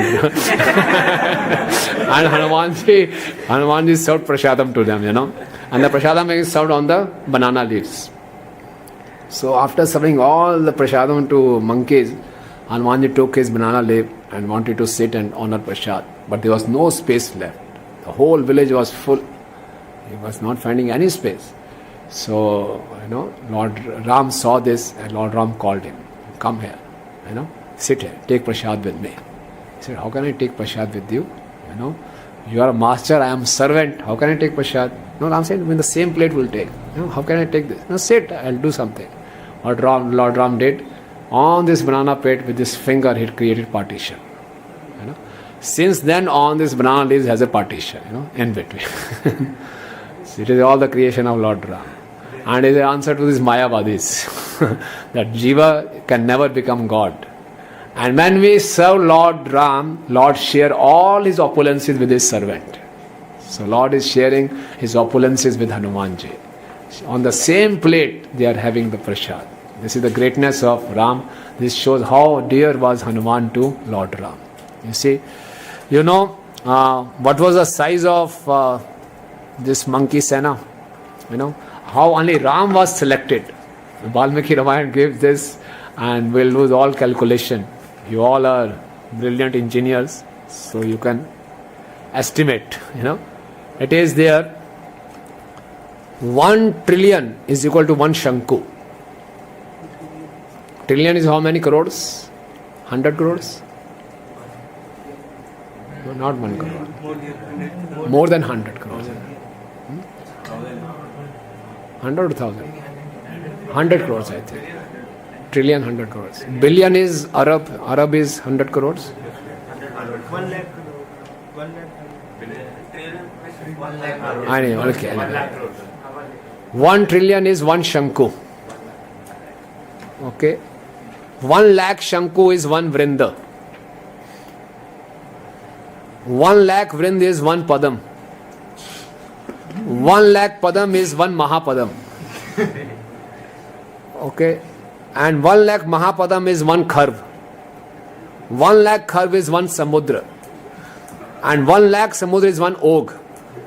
And 1 lakh Og is 1 Maha-Og. And in the Lord's army, there were 1 billion Maha-Og.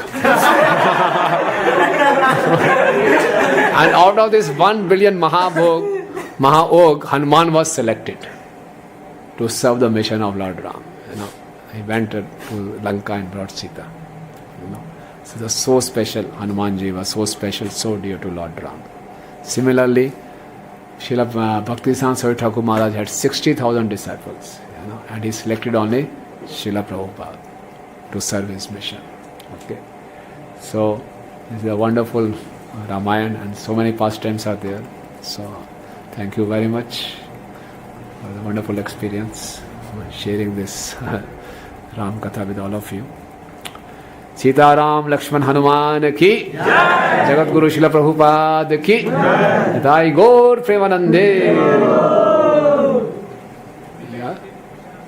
I am ready. They should must be feeling hungry, or we should have a break, and after that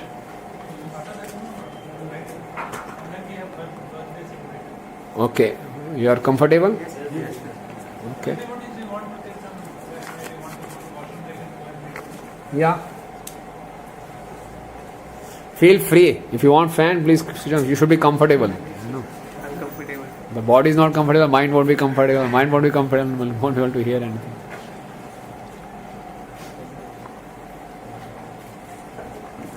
Okay. First question. Many times I got way too much tempted by material allurations and evening devotee association. My mind and intelligence dwells over those for quite a long time. How should I deal with it? As I understood that the mind is getting tempted by material things and getting by non-devotee association, affected by non-devotee association. And for quite a long time those impressions are there. So how to deal with it? So as simple as that, it's a tug of war. Sangat sanjayate kama. The more we associate, the kind of association will generate those kind of desires. Dhyayate vishyan punsa. So we have to change the course of our meditation.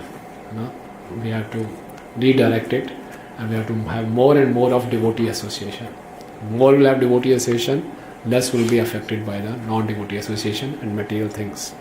And if we are chanting in the morning very sincerely, so we'll be less affected. The chanting creates a security ring, And if the morning program is not good, then we'll become, our immune system will go weak and will be easily infected by the material energy. I have tendency to put more faith on my own intelligence rather than Shabd Praman. So what is the solution? Solution is to use your intelligence in appreciating the Shabd Praman. So God has gifted you with good intelligence. So don't oppose that. Take it as a gift of the God. God has given us intelligence to understand His body, to understand His Shabd. So you are a gifted person. But you have to give the right direction. You use intelligence in glorifying the Lord, in first understanding His message and transmitting this message. You will find that your intelligence is increasing more and more. All the teachings from your lecture I want to practically apply in my life. But with time I again come to the same material platform and completely forget all the teachings. How do I develop and retain these qualities in my life? Very important questions. It happens with everyone, not with you only. The devotee was asked these questions. Yesterday night only I was discussing with Mohan Gonjapu this same thing. We hear so many lectures, we make so many notes in the computer, in the diary. We record so many lectures also. In the jute box, so many lectures. In our phone, it's full library is there. But we don't get time to use all this knowledge. So what should we do? So I discussed with many other devotees also. So they gave me some idea. I have not started applying it, but you can start applying, and I will also start applying. I am thinking of applying it. You see, the first principle is store knowledge at one place. Sometimes we have multiple diaries. I'm going for this lecture, I use this copy. I went for this lecture, I use that copy. Some information is stored in one diary, some information is stored in another diary. Some information is stored on the computer, some is on the register. So better to have knowledge, all this stored at one place. You can use your computer or whatever it is.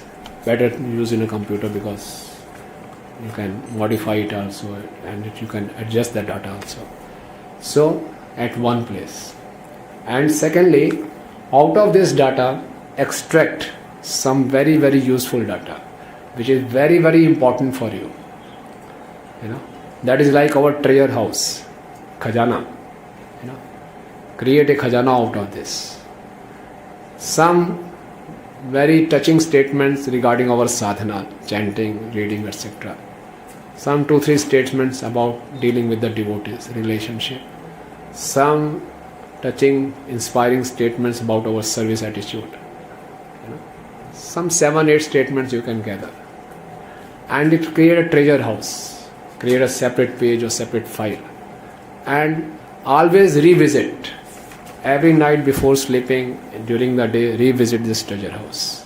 Meditate on them, contemplate on them. And updating it. Okay? You had a new lecture, more inspiring was there, update it. So keeping a treasure house is very important. And the more we revisit, it is because we are not able to use this knowledge because we don't get sufficient time for contemplation. Shravanam is not an activity. Shravanam is a process. Hearing, contemplating, and then applying. So we don't get chance, we don't get time to contemplate and then apply. And slowly what happens is, when we are not using this knowledge, things which are not used, they become useless.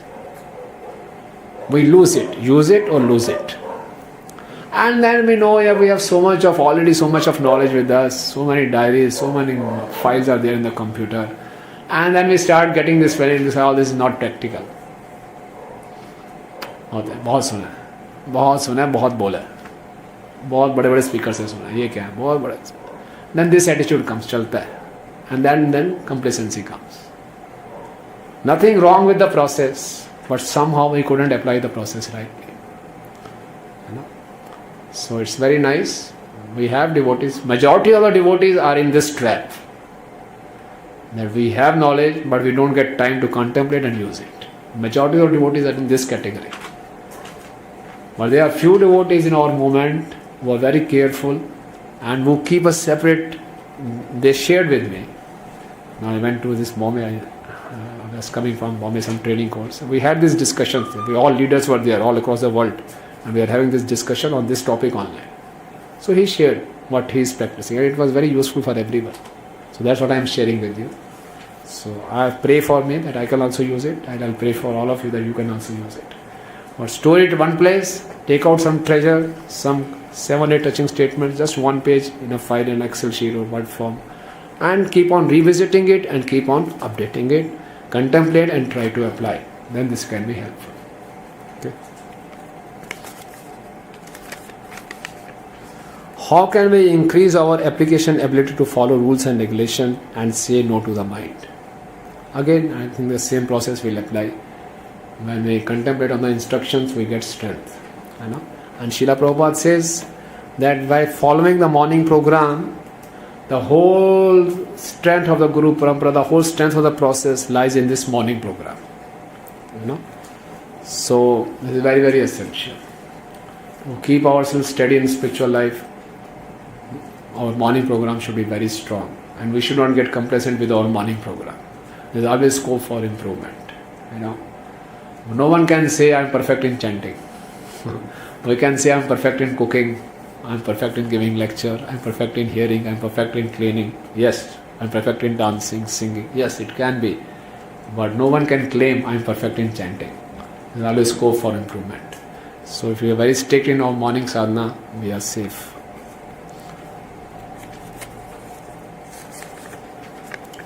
In Bhagavad Gita says that women, Vaishyas and Shudras considered to be lower birth. In your lecture class you told that woman is a symbol of purity. Yes, women are a symbol of purity. But at the same time, the body of a woman is like a machine. So every machine has some good qualities and some limitations also.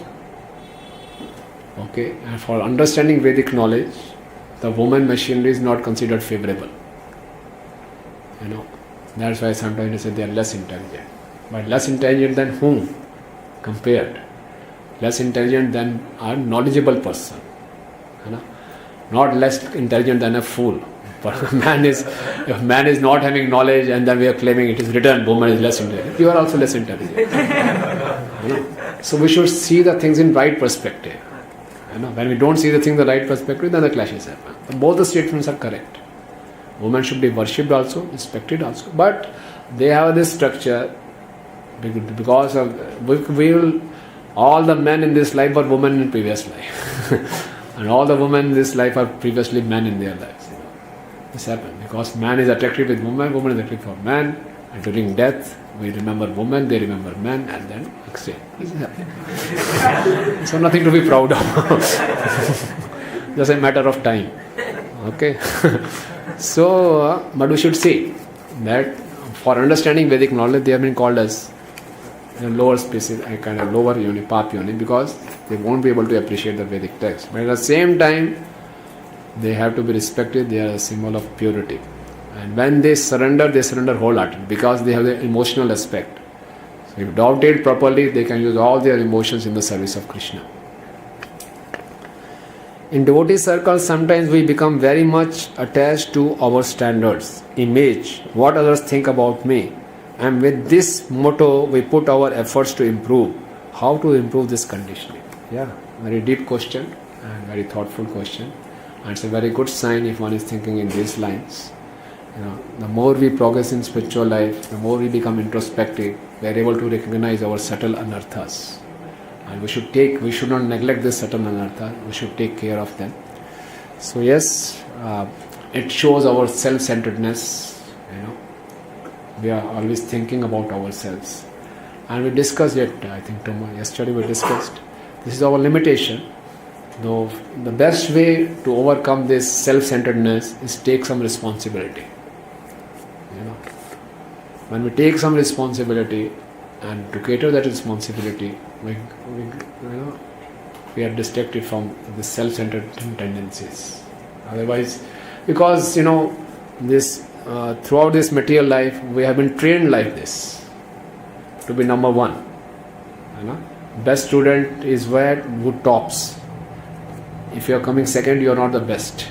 This is how our education system is there. We have been trained like this. This is such a faulty system. It is training us to be very competitive, to be passionate. So that's why we are always image conscious. I have to be number one. Throughout my school, I have been number one. So in spiritual life also, I have to be number one. That way we cannot please Krishna. Okay. So if you are aware of this anartha, so you take responsibility and think about others. Prabhupada says we can make our mind peaceful by thinking good about others. It is the tapasya of the mind, 17th chapter. Prabhupada says. So, taking responsibility. Yeah, taking responsibility for any service, for the mission. Taking responsibility, to cater to that responsibility, we get away from our self-centeredness. We have to deliver. Okay? And if we are image conscious, yes, in the beginning this image consciousness can also be dovetailed positive in Krishna service. I have an image of good morning program, so I have to maintain this image. So for maintaining this image, I have to get up early. So no problem. But slowly, dovetail it in the service of Krishna. You see, slowly, if I can use this conditioning for inspiring others, if this image is giving inspiration to others, it's a service. But I should be aware. I should not be too much concerned about my image. Then my focus should shift. Okay, I should set a good example. It's a subtle line, but good. One is appreciating this. Sometimes we may follow principles and teachings externally, but somewhere internally the change has not yet come. Like we may try to be humble and submissive by following the teachings, but we may feel that internally we are same as before. How to deal with this situation? No problem. Keep on continue with the externals. Don't be so analytical. It's a good condition. Like a famous pastime is when Rukmini Prabhu came to Prabhupada. Prabhupada, I find this bowing down business, vancha kalpatru, hypocrisy, double standard. I don't like this devotee. Why should I bow down? Prabhupada said, no, bow down. You have to bow down. You have to show external respect. No problem. Because by showing this respect by body and words, in mind also the respect will come. Whatever we do externally, impression is created internally. And whatever impression is internally, it is exhibited externally. So by our actions and words, we can create impressions in our mind. So internally also respect will start. Okay.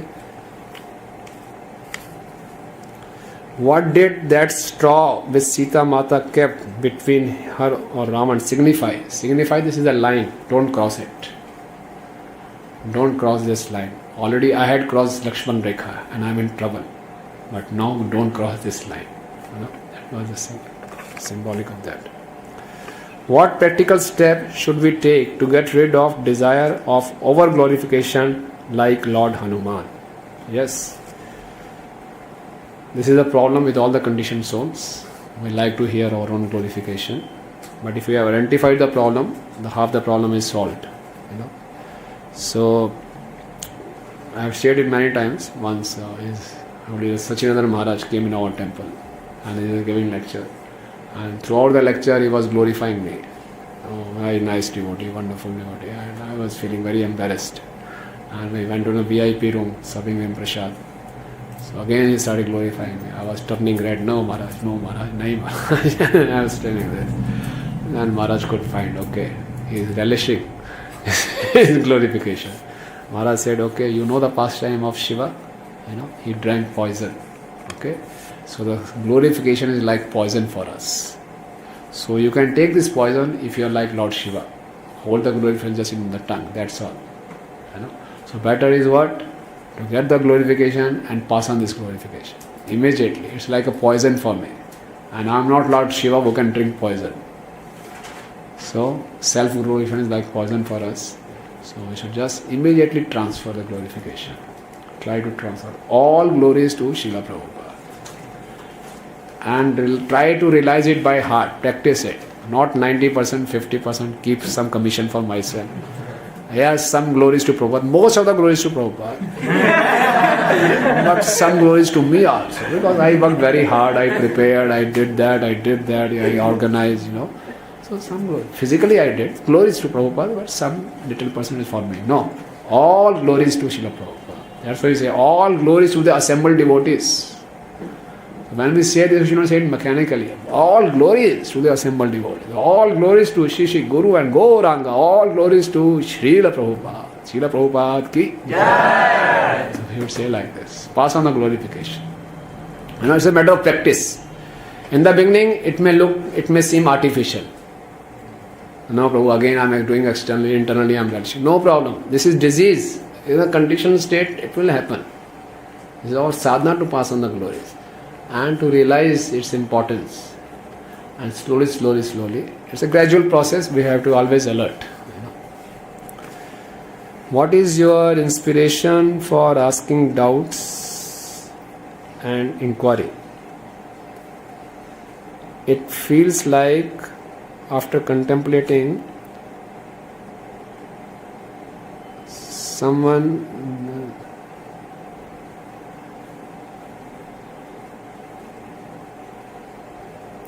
I'm not able to understand. Someone can, whose question is this? If someone can. What is your inspiration for asking doubts and inquiry? That means you are this. After means contemplating, we feel that that we have heard so much from the lecture and getting some solution, some we can get. So it's just matter of practice and looking at slowly after we are going to some add-ons. So how much we can remain enthusiastic to ask doubts. You are saying that after hearing the knowledge, if we contemplate and apply, the doubts will not remain. And as such, hearing only my doubts are getting solved. The question is now to apply. Then why should I ask the question? In general,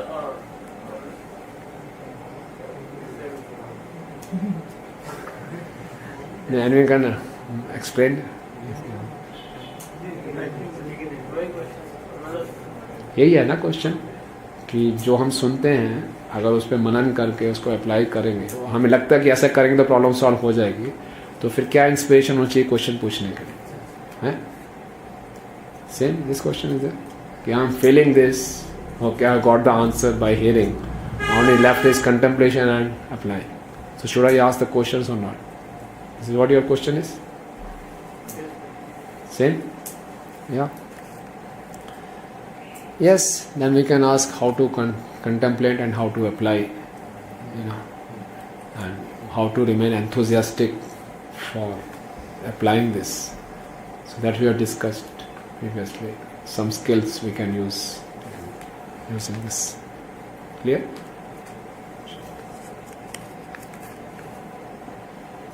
How to receive glorification? A very small chit. Yeah. So we have answered it already. Yeah. Okay. Anyone else? Yeah. When he sees in the non-devotee circle, when he sees behaving the behavior of the other person is like so agitating, he is misbehaving or something, तो गुस्सा एकदम से आने लगता है. Although we are trying to control it, but वो रहता तो है. Sure. Prabhuji is asking, when we see some, we are in the association of non-devotees, and by their behavior we are getting agitated. They are behaving so nonsensically that we get agitated. So how to control? कई बार वो manipulative भी होते हैं हमारे, मतलब अगर humility दिखाना शुरू करो तो वो manipulate करना शुरू कर देते हैं. You kind of feeling arises that we are getting used. Yeah. So sometimes if we remain humble, so they manipulate us, they exploit us. So yes, when dealing with the external world, we should be smart. Devotee is not a fool. Devotee should not show himself to be a fool. Devotee is even smarter than the non-devotees. It doesn't mean that we should manipulate them, we should exploit them, we should insult them, or we should look down upon them that they are inferior, I am superior. No, it doesn't mean that. At the same time, we should not be made fool by them. We should not waste our time and energy. They should not use us in such a way that our time and energy is getting wasted or we are getting mentally disturbed. So we have to deal with them. So deal in a proper way. Be firm and polite. Okay. Without compromising on principles, we can be firm and polite also. And smart also. Without being manipulative, there is nothing wrong to be smart. Because if we are not acting smart, they will think we are fools and they will try to exploit us. It is not humility. Humility doesn't mean that to be a fool. This is the part of the humility. Humility's main definition is to follow the instructions of Guru in all conditions, not to forget the instructions. Humility means, yes, I need improvement, I am following the instructions. That's it. So Arjuna was humble enough when he was shooting arrows, because he followed the opinion of Krishna and satirized his own opinion. That is humility. Yes, ma'am. Suppose if we are doing service and we are doing it good, so our mind keeps on giving us thought. Really, it is being done by your skills and like that. You have done it, and there is no hand behind this. So it's mentally fixed. That was what you are doing in drama.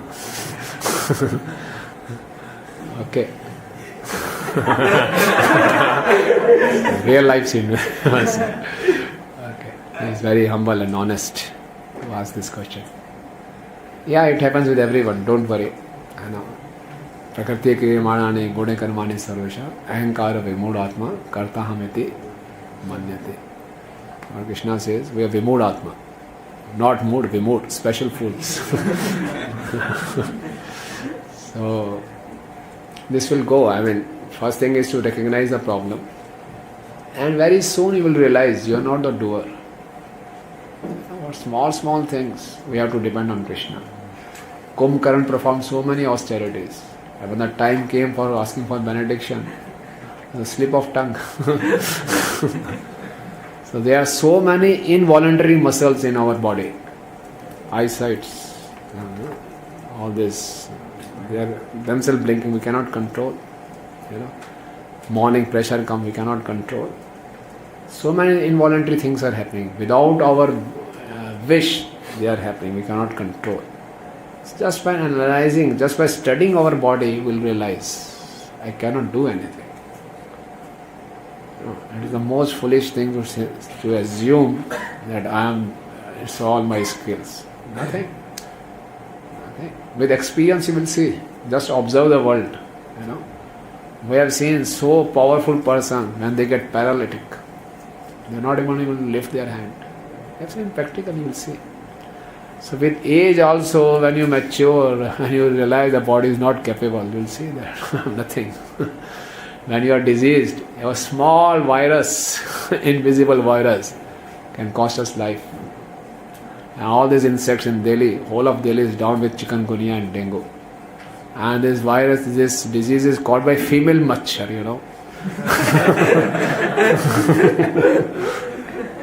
क्या है? It's an insult. Alexander, you know, he died because of malaria, and malaria is called by female Anopheles. What? He conquered the whole world, and a machari conquered. Says Jo Jita, wo machar, not bandar, you know. Jo Jita, not Sikandar, but machar. So what can we do? We cannot even control one machar, you know.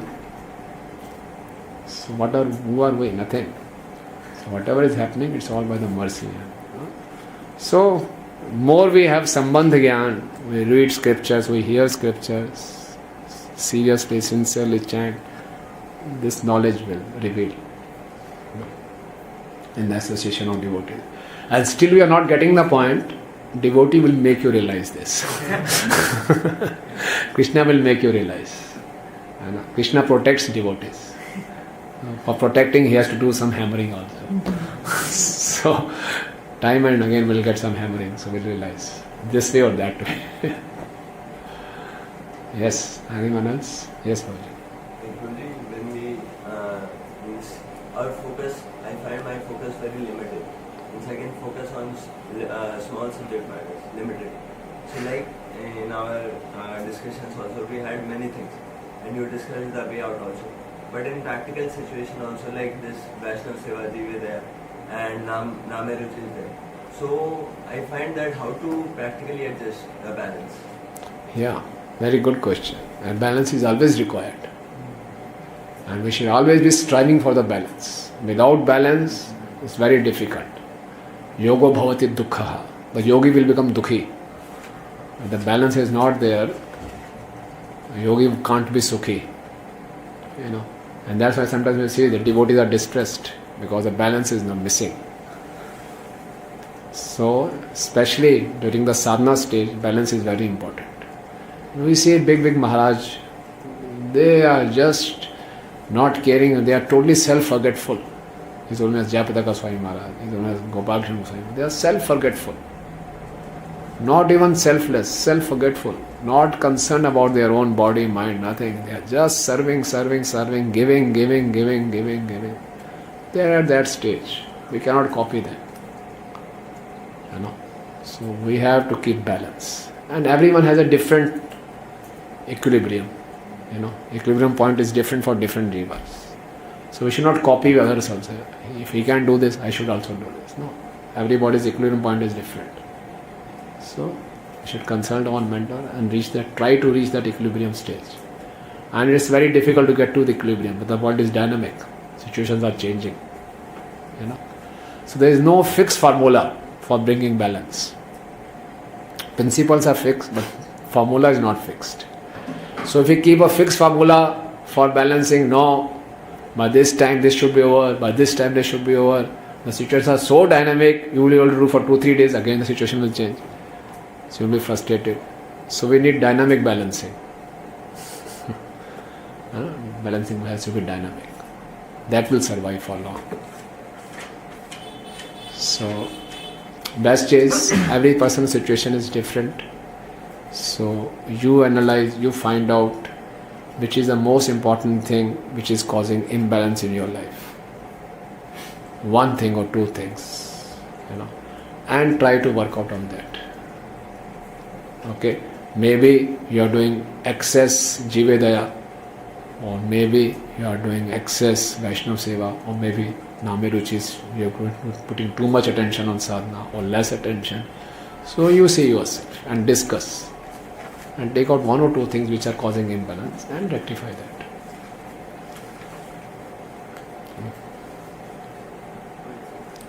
In the fasting of Sugriva and Bali, so in that, whether both of them did wrong or what do you say? Did they somehow Sugriva took the right decision or not? You were saying that they are misunderstood. Yeah. But the message is that Sugriva then correct because he waited for him. Yeah, he waited, but he assumed. I was just saying, when we assume, the assumptions can get very dangerous also. Just to make this point. You know, okay, in relationship, if one has assumed, the other person should not assume that. Then it can, relationship can survive. And both were assuming, having negative assumptions only. So that was the point we were making. If Supriya is doing wrong, then why Lord Ram helped him? If Supriya had done wrong, then why Lord Ram? It's not that Sugriva committed a wrong thing or that way. It was just we were making the point, he made wrong assumptions. Sometimes we make wrong assumptions. And Lord helped him, and Lord, he was fortunate enough to perform some service for the Lord also.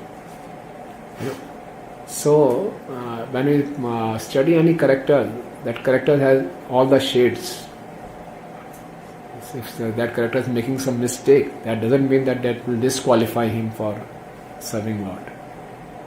So Sugriva's character had both black and white shades. Later on he got indulged in sense gratification. He forgot Ram, then he had to be reminded. Then he came back, he begged forgiveness. So he was like this. His character was like that.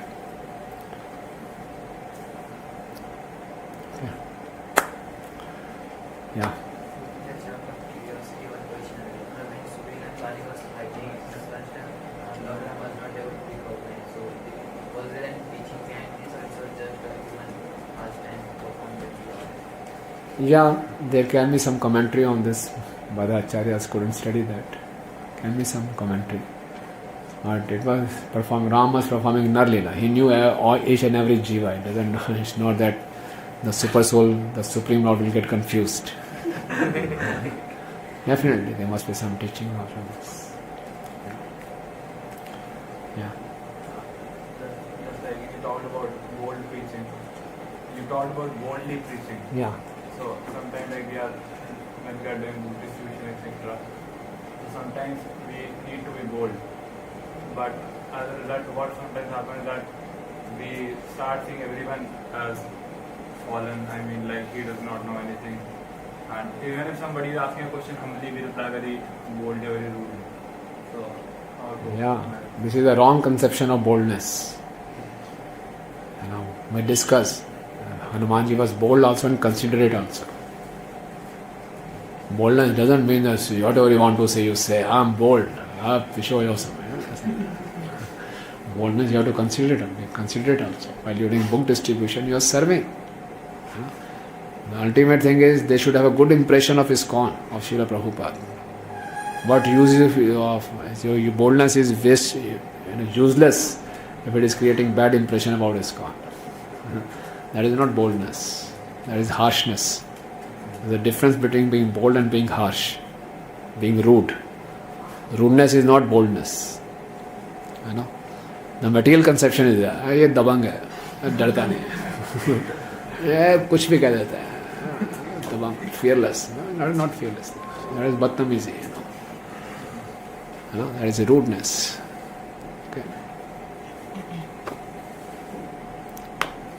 Okay, thank you very much. Everyone paid so much attention. So it was really very wonderful. Ram Katha is very sweet and nectarian. So with my limited capacity and limited all impurities, I tried to deliver the message, and thank you so much. You were so enthusiastic to receive the message. And because of your enthusiasm only, I could speak something. It all depends on the audience.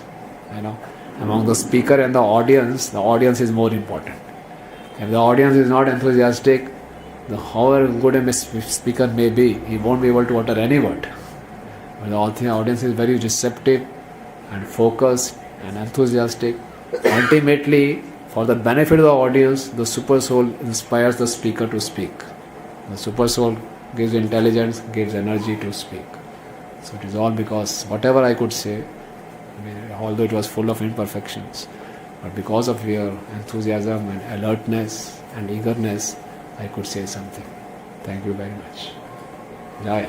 Sita Ram Lakshmana Hanuman ki, Jagat Guru Srila Prabhupada ki, Anant Koti Vaishnav Vrind ki, Nitai Gaur Premanande. On behalf of all the devotees of Service Universe, we'd like to thank Rukmini Jai Srila Prabhupada. And His Grace Mohan Gonchad Prabhu also, His Grace Vishnu Mahan Prabhu, and His Grace Sri Karta Prabhu also. Hare organized it so nicely. Prabhuji has had a very tight schedule since last few days, and otherwise also he was very tight. When we all had gone to Delhi during the initiation ceremony, that time Prabhuji was quite busy, but he had earlier promised that he would be coming to Roorkee. And now also he had a lot of assignments and things to make, but in between Prabhuji has given almost, I couldn't count how many hours continuous lectures, and beyond those classes also Prabhuji has been continuously studying so that he can deliver the message of parampara as it is. As for we see how transparently Prabhuji is giving for Aditya Prabhu that question. Prabhuji said, I have not read the commentary on that. So how bona fide and authorized message is giving. And Lord Ramchandra is known as Maryada Purushottam, who exhibits Maryada very perfectly. We have also seen in the behavior of Prabhuji for almost last 1 decade. In this September, 1 decade of my Krishna consciousness was completed. So the decade of started by Prabhuji's association. All this time I have observed that Prabhuji has very perfectly displayed principles of Krishna consciousness in his behavior. So whatever he has spoken is very powerful, and certainly it will be very helpful for us to apply because of his spoken. Thank you very much Thank for you this so kind much. association. Thank you. Jai. And now in association of